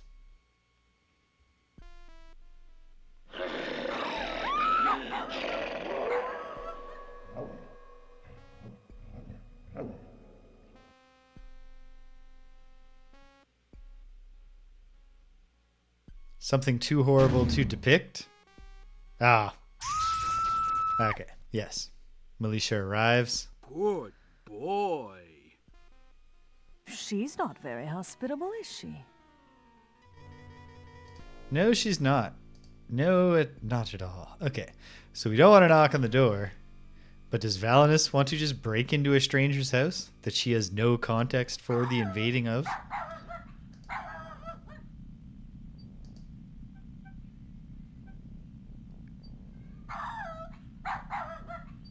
We got a ships passing in the night thing here.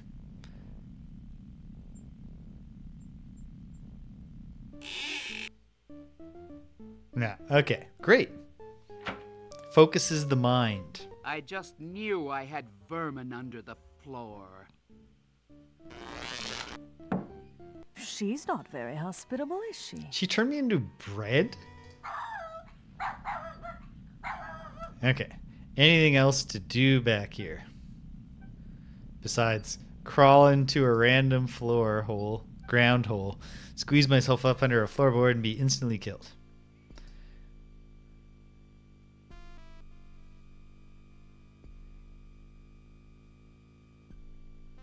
No. So...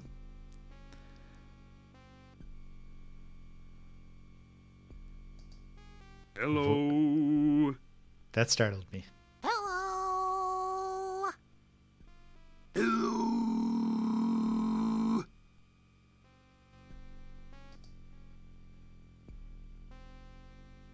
Thought they were going to start, hello my Bonnie, hello my lovely, hello my ragtime gal. All right, so Valanice hits up Ooga Booga. Hey, that wasn't very nice.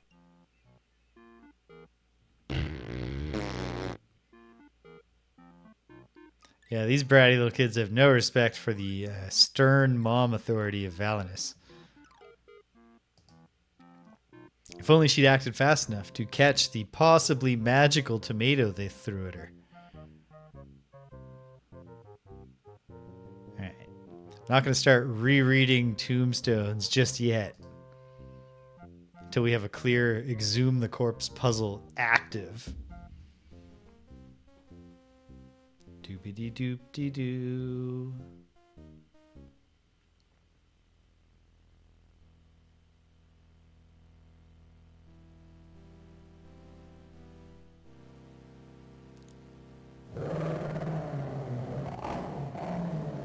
Hey, the shadow dog. I don't think... Oh! Oh, great. Now the shadow dog's real.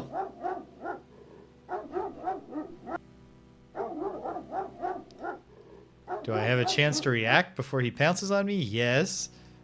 Is the shadow dog scared of loud sounds? Probably ought to be. Do you like having flags waved in your face? No? Good dog. Maybe I could just nice talk. Dog. That sounds much more like just regular dog standoffish barking. Words will get me nowhere with that beast. Well, sure, that's true. What about tears? Probably not. What do dogs like that I could possibly find in the giant boneyard of Ooga Booga?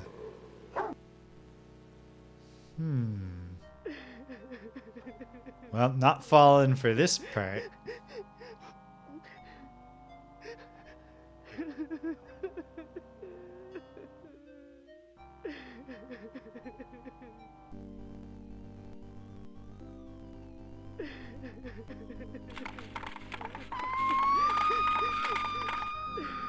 Now I know how it feels to be a rabbit in the carriage lights. I Oh. should have done something decisive. Like just not stood there. That's true. That's fair.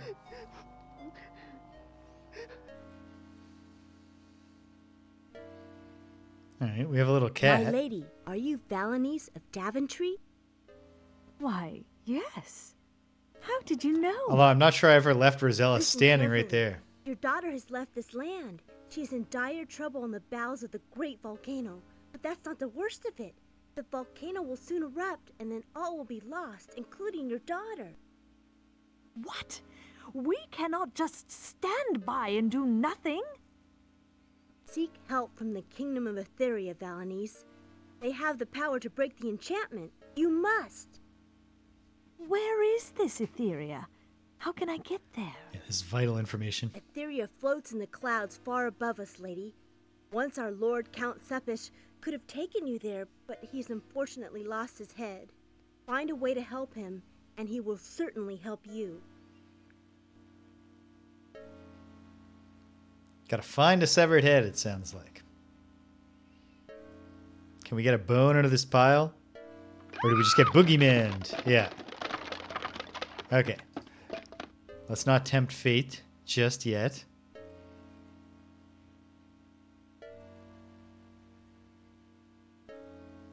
Keeping an eye out for a severed head.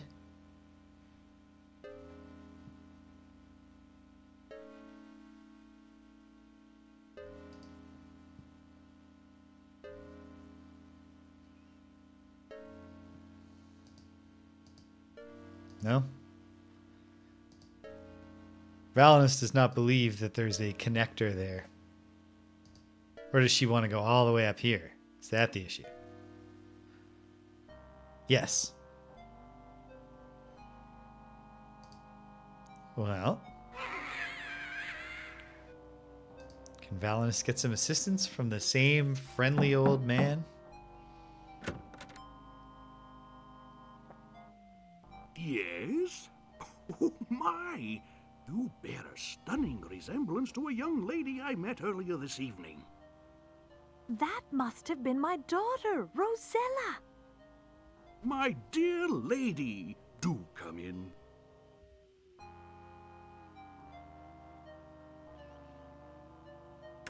So you are the mother of the charming Miss Rosella. Pleased to meet you, lady. Valanice of Daventry, sir. What a lovely name. They were much closer in I height am when they Dr. were Butch outside. Cadaver. What can I do for you, Lady Valanice? Well, do you have any severed When was heads? the last time you saw my daughter? Where was she going? I saw her but a few short hours ago. She asked me about the Troll King, and very kindly brought me a new backbone.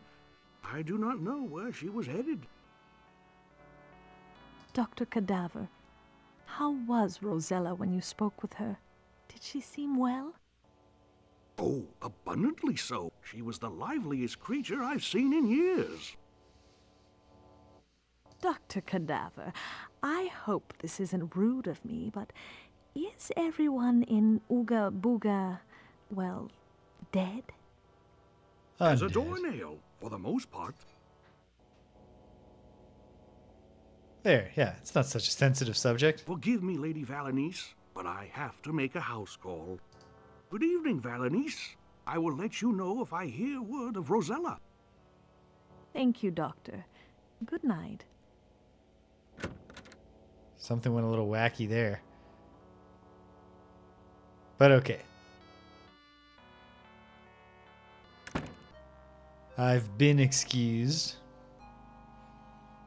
Does he have any mail I could steal? Dr. Mort Cadaver. Oh dear. Can I take his sign? Making a house call back soon. But you know and I know, Valanice, that he hasn't actually left the building. And also there's a window wide open. Surely there's something in there we can steal. Okay, this gets me spider killed. Can I wave the flag? You know. If I get up there and plant the flag, I think kid rules would oblige them to acknowledge I had conquered their treehouse. Okay.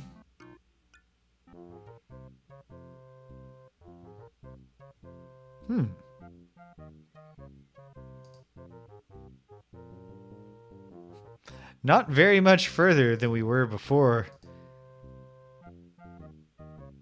when I hadn't yet figured out how to get to Ooga Booga. I suppose the only thing I've solved is coming to Ooga Booga after getting to where I was. Here, read some tombstones, Valanice. Maybe something will occur to you. Here lies the corpse of Fats Woad. He ate till he bulged like a toad. One day he bought 20 stale pies for a penny.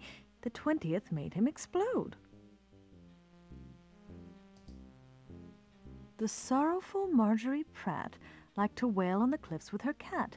One night, such a pity, she tripped on her kitty and fell off the cliff with a splat. Ah, it's the boogeyman. I'll just flee. Oh, right. I have, although Valanice wouldn't have the knowledge, I do have the system that tells me when the boogeyman is home. But how would going in the boogeyman's home help Valanice? Perhaps because there could be bones lying around that our dog friend would like. I also have a stick. It has been turned into a flag. Want to chase stick, boy? No. Do you want your own pot to eat? Chew on it, gnaw on a clay pot? No? Okay. Let's not tempt fate. Get eaten by a dog or anything.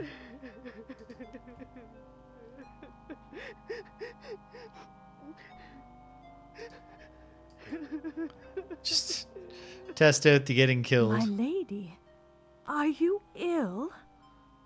I am dead.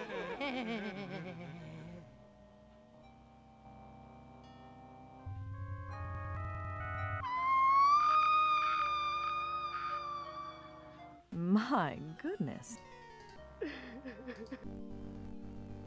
Ah, wait. What if getting out of the way? Because he's riding now and not flying, so that's why he kills Valanice but not Rosella. Okay.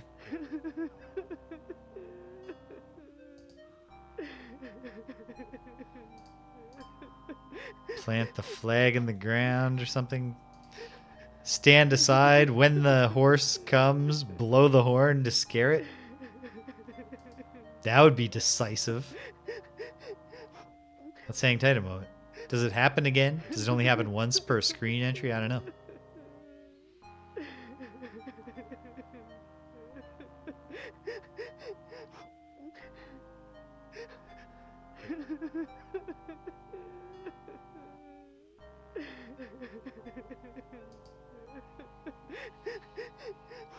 Not only would it be a bit insensitive to be like, hey, crying lady in the graveyard, tone it down a little. I'm trying to cause a stranger to fall off his horse.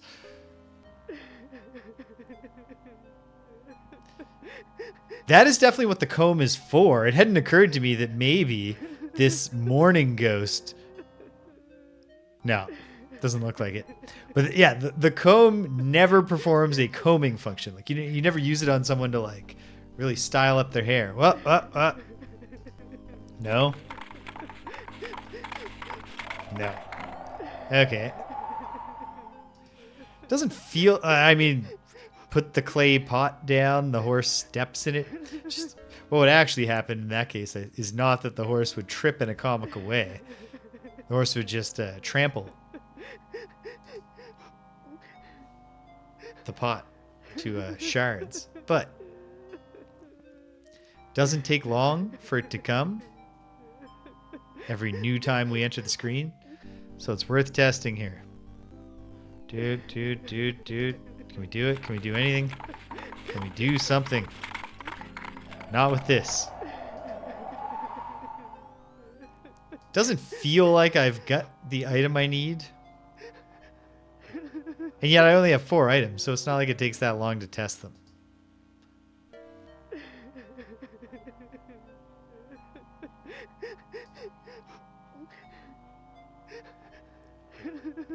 See if I can cry at this guy about my daughter.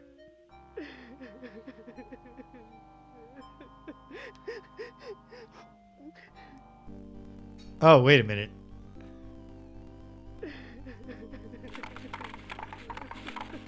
One important piece of context that probably should have clicked for me sooner did just click for me, which is that this is the guy who I need to get to help me. The guy who has lost his head. The Headless Horseman.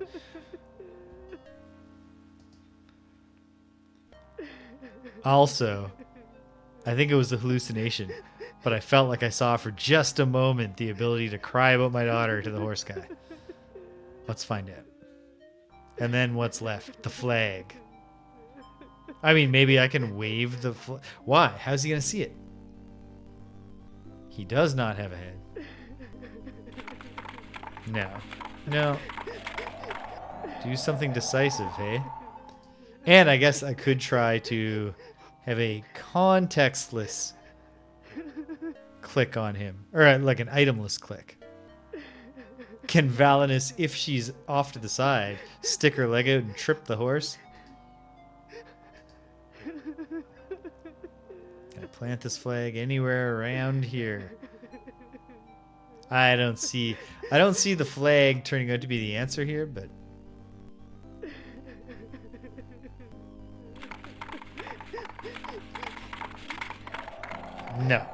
no luck. Okay.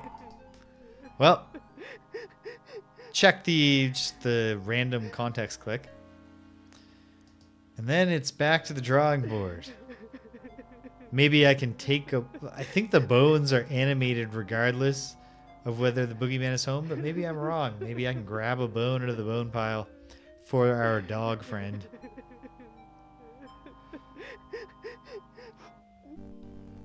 The thing is that, well, you know what? I haven't tested it as Valanice, so what if it's different? Rosella, yeah, okay, nothing to click on there. Rosella was just killed by the spider when she tried to get up the web into the treehouse. There was formerly a little elevator. Then again, what if, upon re-entry, their kids have gone out?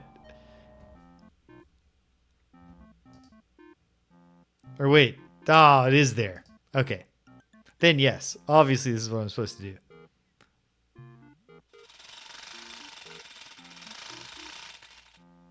I just totally missed that the bucket was still there. Or alternately, the bucket wasn't there the last time I looked. But okay, here we are.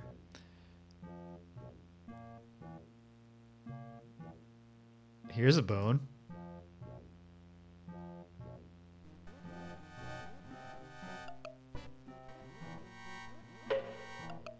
All right, now get out of there, Valanice. With no further ado. Okay. Very nice. Because that intuitively feels like, oops, didn't lock the mouse into the Scum VM window. There we go. Intuitively, that feels like the solution to the puzzle of what to do with this dog. They could be throwing a curveball. This dog only likes to play with full clay pots of nectar.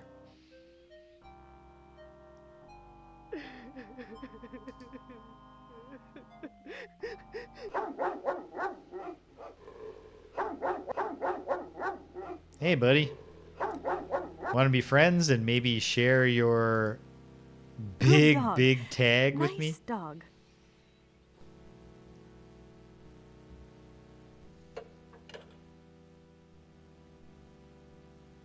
Is the dog just going to pounce on her? No. Just a really weird animation of the dog taking a while to somehow discover the object that was just tossed to him. All right. There now. You're not such a bad dog after all. And you are not such a bad human.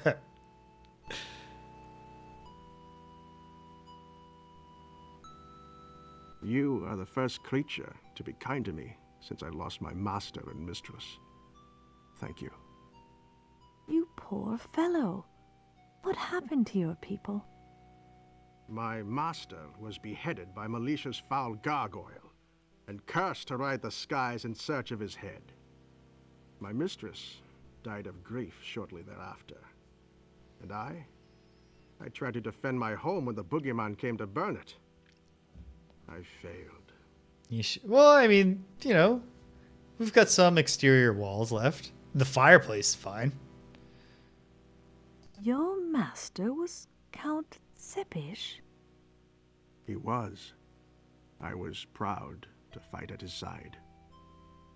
Interesting kind of jumbling of iconographies that the Teppish character is the headless horseman and also the victim. We can only hope. Here, take my master's medal. It may help you in the search. And thank you, brave lady.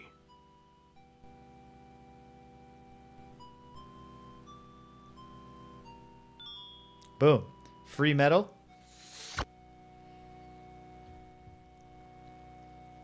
Ah. Valanice is not uptight about dogs. Which is no guarantee with a lady of her age and refinement. No, nothing so simple as there being a clear 3-character code on the back that we can use somewhere. And yet, okay. So, I do like the accent choice for the dog. So now, I wasn't necessarily expecting something to be different, but this is obviously the lady. Here you are.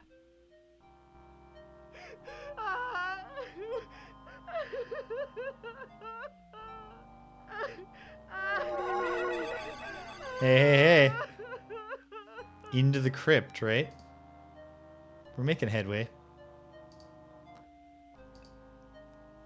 Running out of time. So as I suspected, but for different reasons, this is not a one-session chapter. It's locked. Oh, of course it's locked. But if she blows on it... Vladimir Tsepish, fearless warrior, devoted husband, and Lord Protector of Ooga Booga Land. Any clues, though, Valanice? It's locked. Arg. The debonair Archduke von Drake always was a bit of a rake. He chased a maid through the grass, but when he caught the lass, she drop-kicked him into the lake. Valanice has more of a knack for reading limericks than her daughter.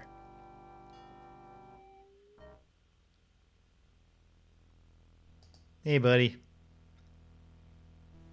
Or do you have anything new to say now that What I'm not was sure your that I... mistress like, noble hound?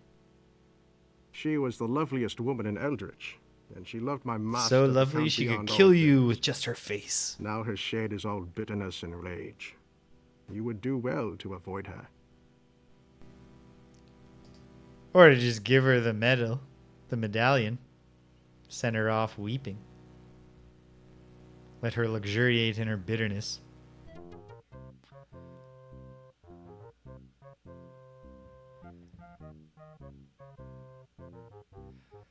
Okay, I thought maybe we'll meet the gravedigger now. Because he seems like the sort who would know about where the crypt keys are. But also maybe there's a new event with the children. Maybe maybe Dr. Cadaver. Mort Cadaver.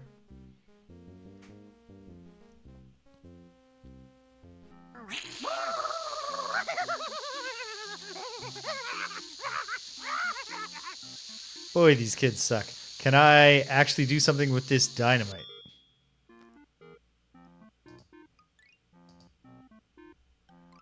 Lit firecracker. Yeah, these kids are really into cat torture, which I think is a realistic depiction of what delinquents in a zombie town would be like. Okay, so if the firecracker is lit, am I just going to explode? Hold on. See if I can think of a use for the firecracker in this area before I start retracing steps. Stick the firecracker in his mailbox. Classic prank. You know, maybe Valanice can, like, you know, get an in with the zombie kids and then see if they, you know, maybe it's part of their gang initiation ritual. You gotta break into the Count's crypt. Maybe I can blow up the pile of bones into the boogeyman's house.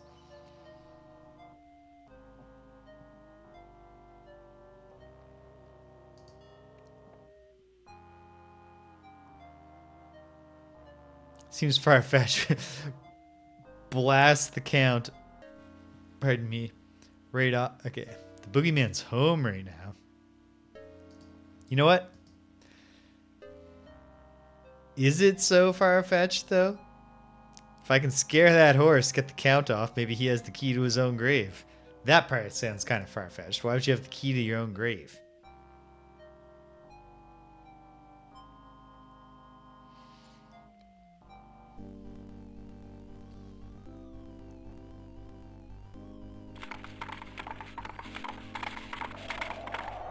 No. Nothing so simple. Oh, but can we blow the lock?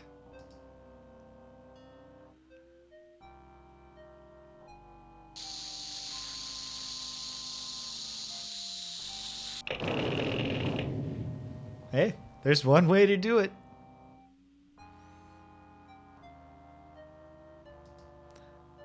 You wouldn't necessarily expect it to be Valanice of all people, who is like, no.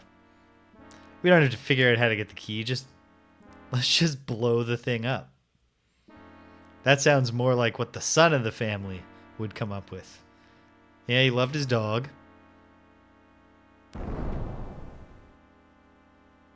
Oh my, poor Count Sepish.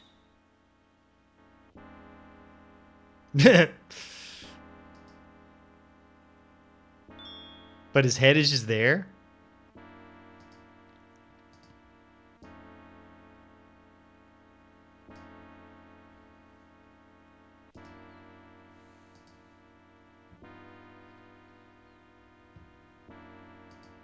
Okay.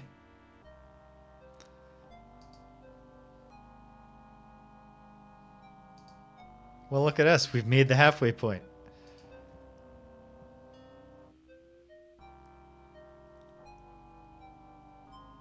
I might as well see what happens here. Just beat him with his own head as he rides through. Alas, poor Dracula. I knew him well. Okay, that didn't work. Can I wear his skull like a mask and jump out at him? It might just be when you click. Or it might be we're also going to need to get him off the horse first.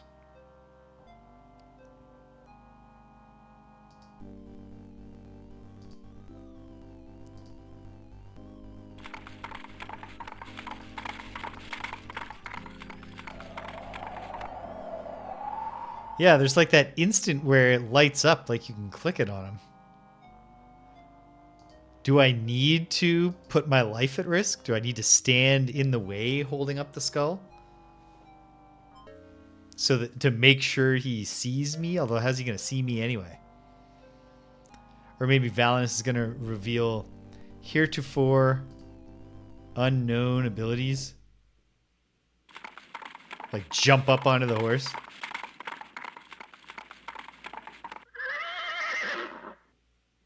Whew. That cut close. Valanice has nerves of steel for a woman who's going on her first adventure in her 50s. Possibly early 60s.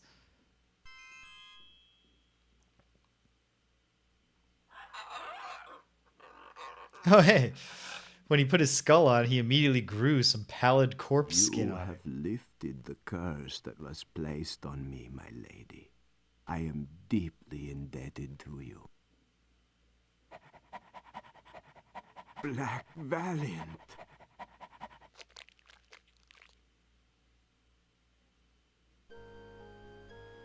Elspeth, my Elspeth. How I have missed you, my lady. Boom.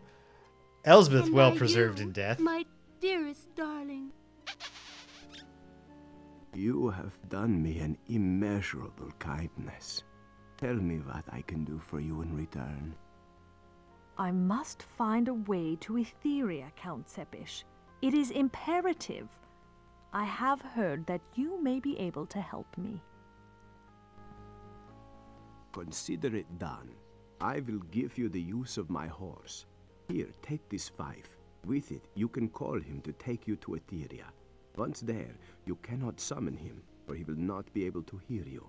But he will always come to you anywhere on the surface lands. Thank you, Count. It is nothing. Fly, necromancer. Carry the lady to Etheria. What an odd name for a horse.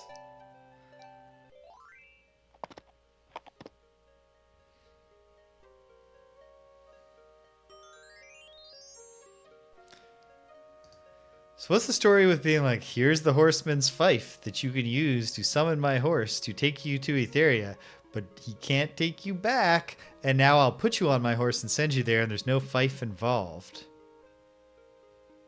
How mysterious. Slightly past the halfway mark. I think getting on time for me to stop, but let's encounter something in Etheria. Is this just the way back down? Okay. Well, there we go.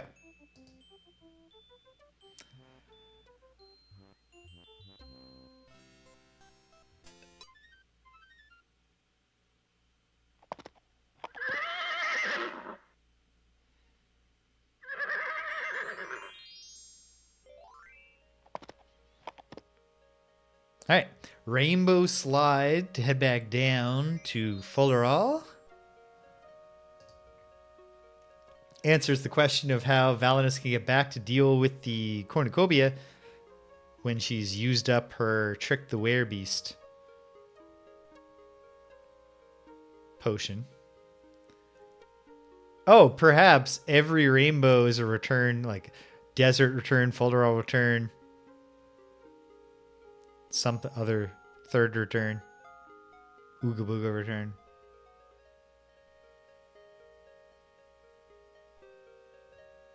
Okay. Oh my, aren't you the sweetest little things?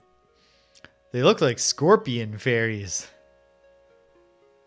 Or mermaid fairies, I guess. Maybe mermaid is the more natural reference to go to with the little... They look like they have tails. Or lobster tails, even. Mmm.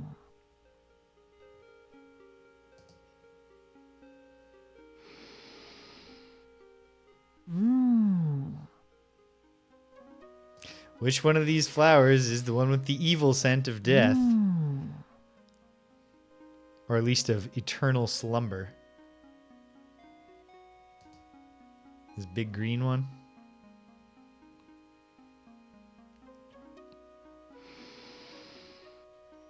Mmm. No, they're all just great flowers. Well, that's nice.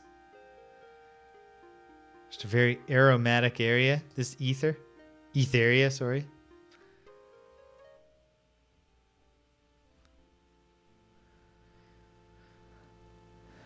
Okay. Why don't we just encounter something here in Etheria? Just to give me a little taste of what's next. Can you do it, Valanice? Nailed it. That's our girl. You can't be the Queen of Daventry for 30 some odd years without picking up a thing or two about going up slopes or stairs. It does take 30 to 35 years, but you start to cotton on to the whole process eventually.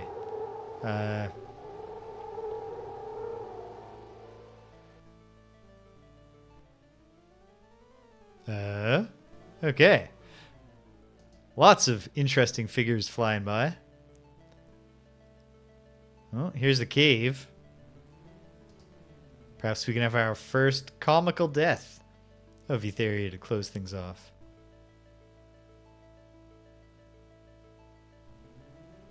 Climb on this, Valanice.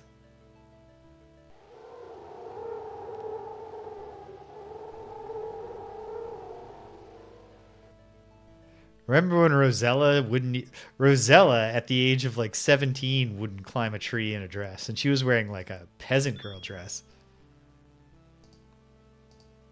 Ambrosia.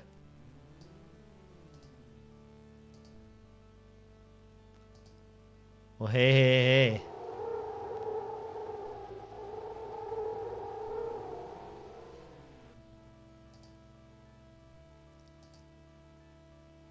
I'm also very curious what's in the cave, PJ.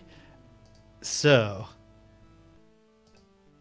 Wait, you don't need to save before getting yourself comically killed.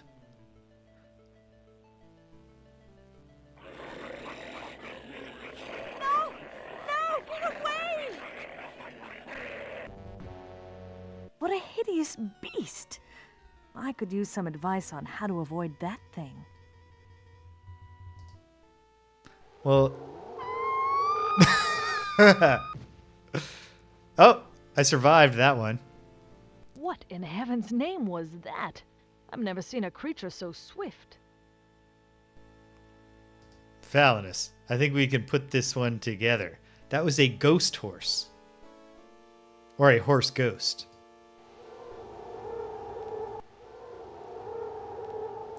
But yes, until we have spoken to some NPC who says, hey, watch out for the Moth Beast in the caves of Etheria.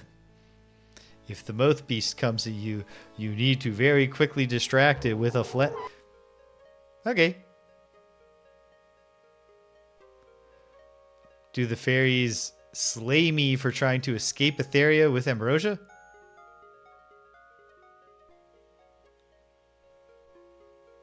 Nope. Which I appreciate.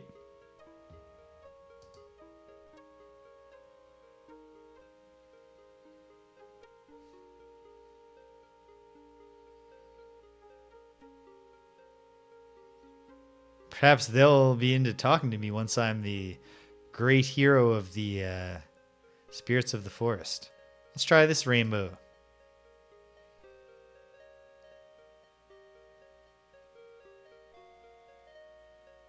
Nice, peaceful Etheria theme music.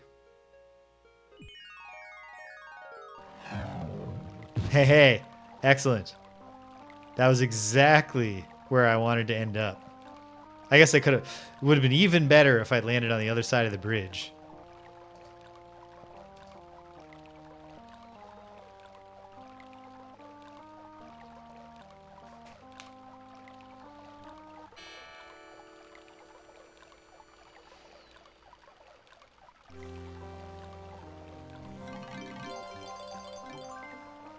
Ta-da!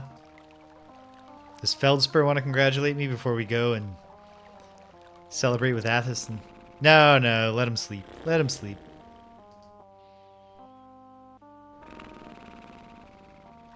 He's an old man. He's been helpful to us. Till we have a reason that we feel we need to wake him up, let's let him sleep.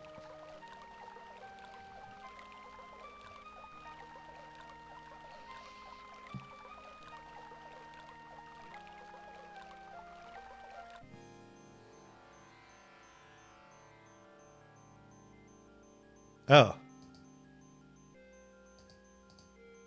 Wait, I still have the ambrosia? So I need to put it in more than once?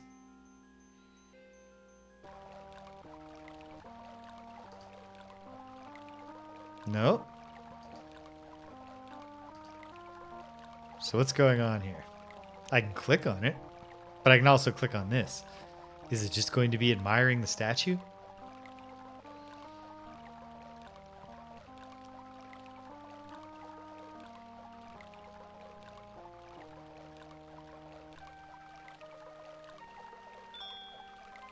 Oh, then I can get a fruit.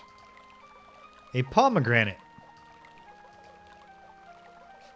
Quick, put it in the horn.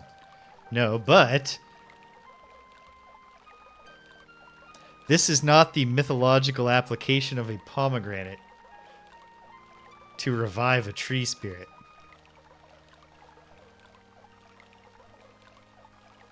But can we give them the pomegranate and not, at the very least, without trapping them in the underworld forever? Oh.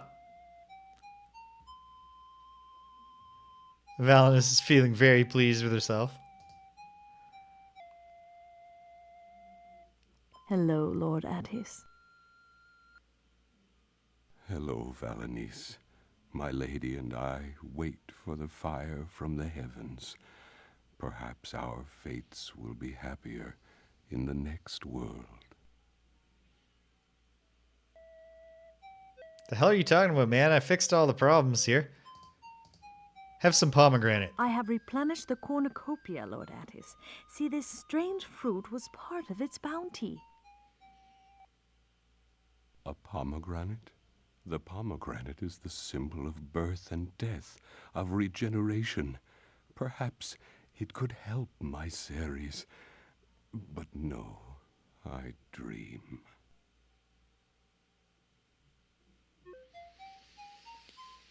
Really? What was all that shit about not giving up that you said before? I bring you the solution and you still don't even want to just try it? Ta-da! My love, my love. Sweet husband, how I missed you. I cannot stay, Ceres. I must go to Etheria and do what I can to help. The volcano. I know, love. I have work to be done as well. The forest has sustained much damage from Alicia's ugly curse, and I must make it right.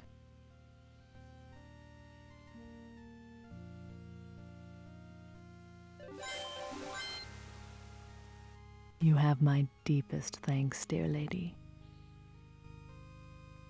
My deepest thanks, said in my deepest voice. You are very welcome, Lady Ceres. Farewell, my friend. You want to, Oh, I see. She's getting to work. Ooh.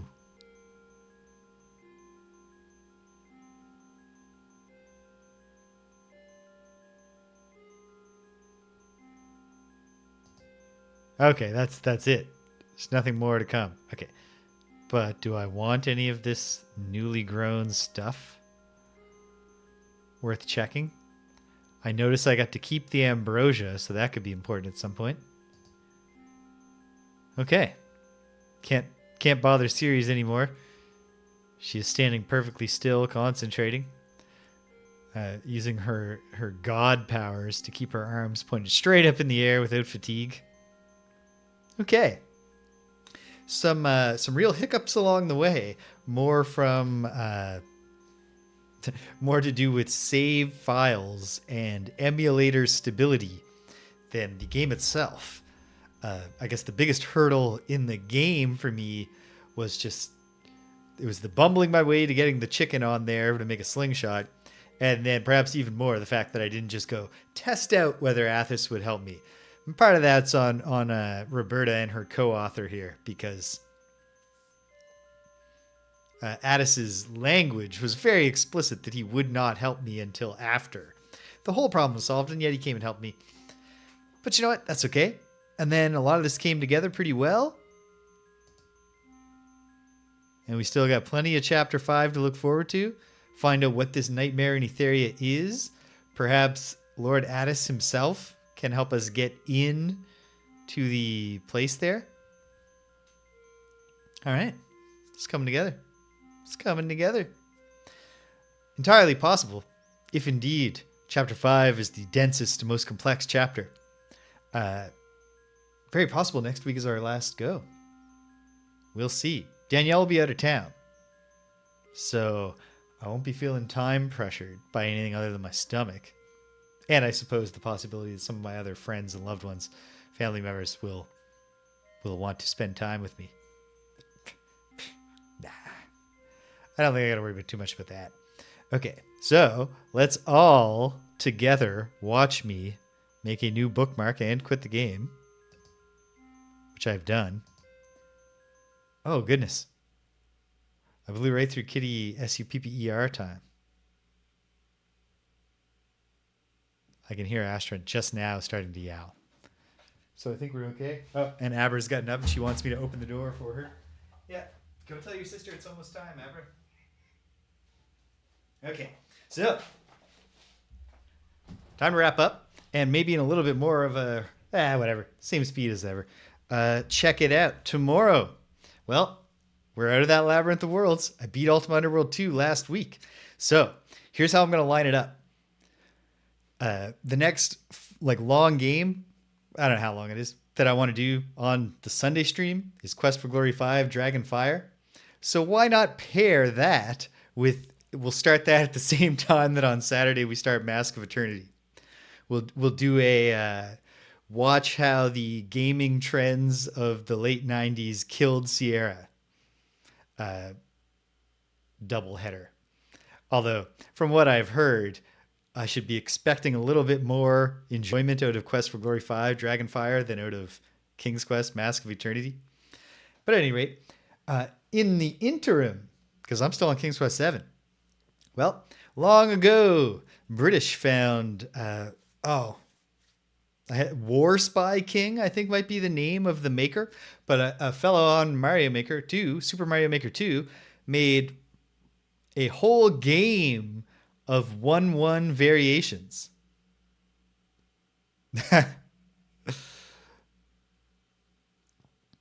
Yeah, just instead of the Blackrock gem, it's the pipe system, or however it was that Mario goes from place to place in Mario 3. So yeah, so I'm going to check that out tomorrow. I think that is going to, in the fullness of time, unless I blow through it really, really quickly, but I bet there's some real zany puzzle levels and some real zany hard Kaizo levels maybe even. So maybe I won't blow right through it. So that will probably wind up, after a couple of Sundays in the spotlight until I finish this game, will probably wind up being the kind of like how I do Lolo. I play Adventures of Lolo 3 when I either am just taking a break between longer games on the regular streams, or if I have time to fit a different one in. So we're going to dive into that next week. No, next day, tomorrow. So I'm looking forward to that. Greg is hopefully going to be back in health. It's a shame that Greg was not feeling well on Tuesday that just passed. And we had to skip the Beat 'em Up show because had he not done that, we might have done episode 50 of Greg and James Beat 'em Up this Tuesday. Instead, we're doing episode 49. And then Friday, if anyone's curious, Greg and James Beat 'em Up, it's exactly what it sounds like. My friend Greg comes here and we play Beat 'em Up video games. We're making our way through every Beat 'em Up that has ever been released through 1993 right now. When we finish all of that, we'll call that like the golden era of the Beat 'em Up, and we'll do the definitive ranking list. But for now, we're just playing them, talking with them, and putting them into a broad classification of the boss tier games that are great and the mid tier games that are, if you want to play a Beat 'em Up, and your friend's over, you could kill a half an hour to 45 minutes with this. And then the goon tier games that make us angry for various reasons. So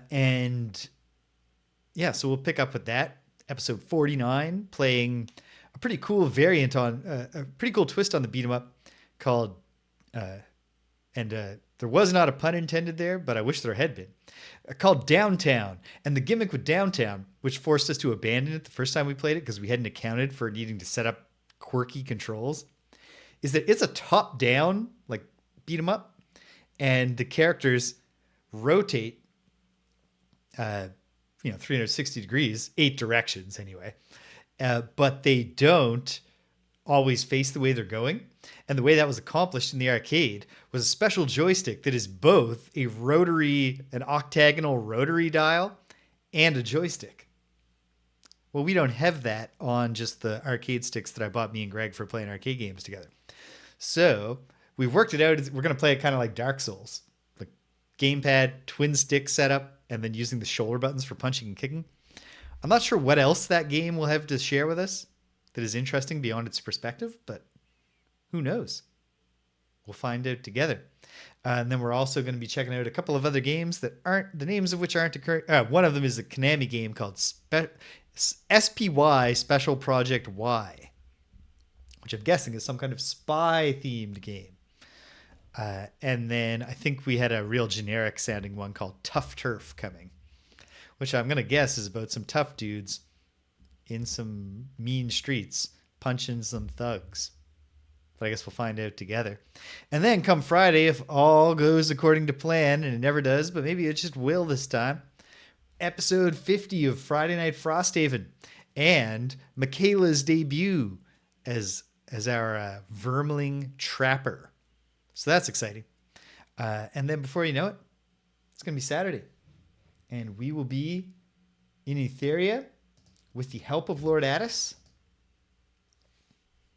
And who knows? I mean, maybe we're just going to defeat Militia and save the game and set ourselves up for the agony of Mask of Eternity. Or maybe we'll just get further and we'll have another week to go. We'll find out together on that as well. So, hey, that's where we are. That's where we're going. And yeah, after a couple of weeks of much more intermittent streaming than I have been doing for the past few years, I think we're back on track and looking forward to it. All right. If you stuck around to the end, thanks for sticking around to the end. If you came and you left, well, you can't hear my voice. But I'm glad you stopped by anyway. So thanks for stopping by. And until the next time that we're all riding that same horse to that same magic place in the sky together, take care of yourselves and be kind to everyone you meet.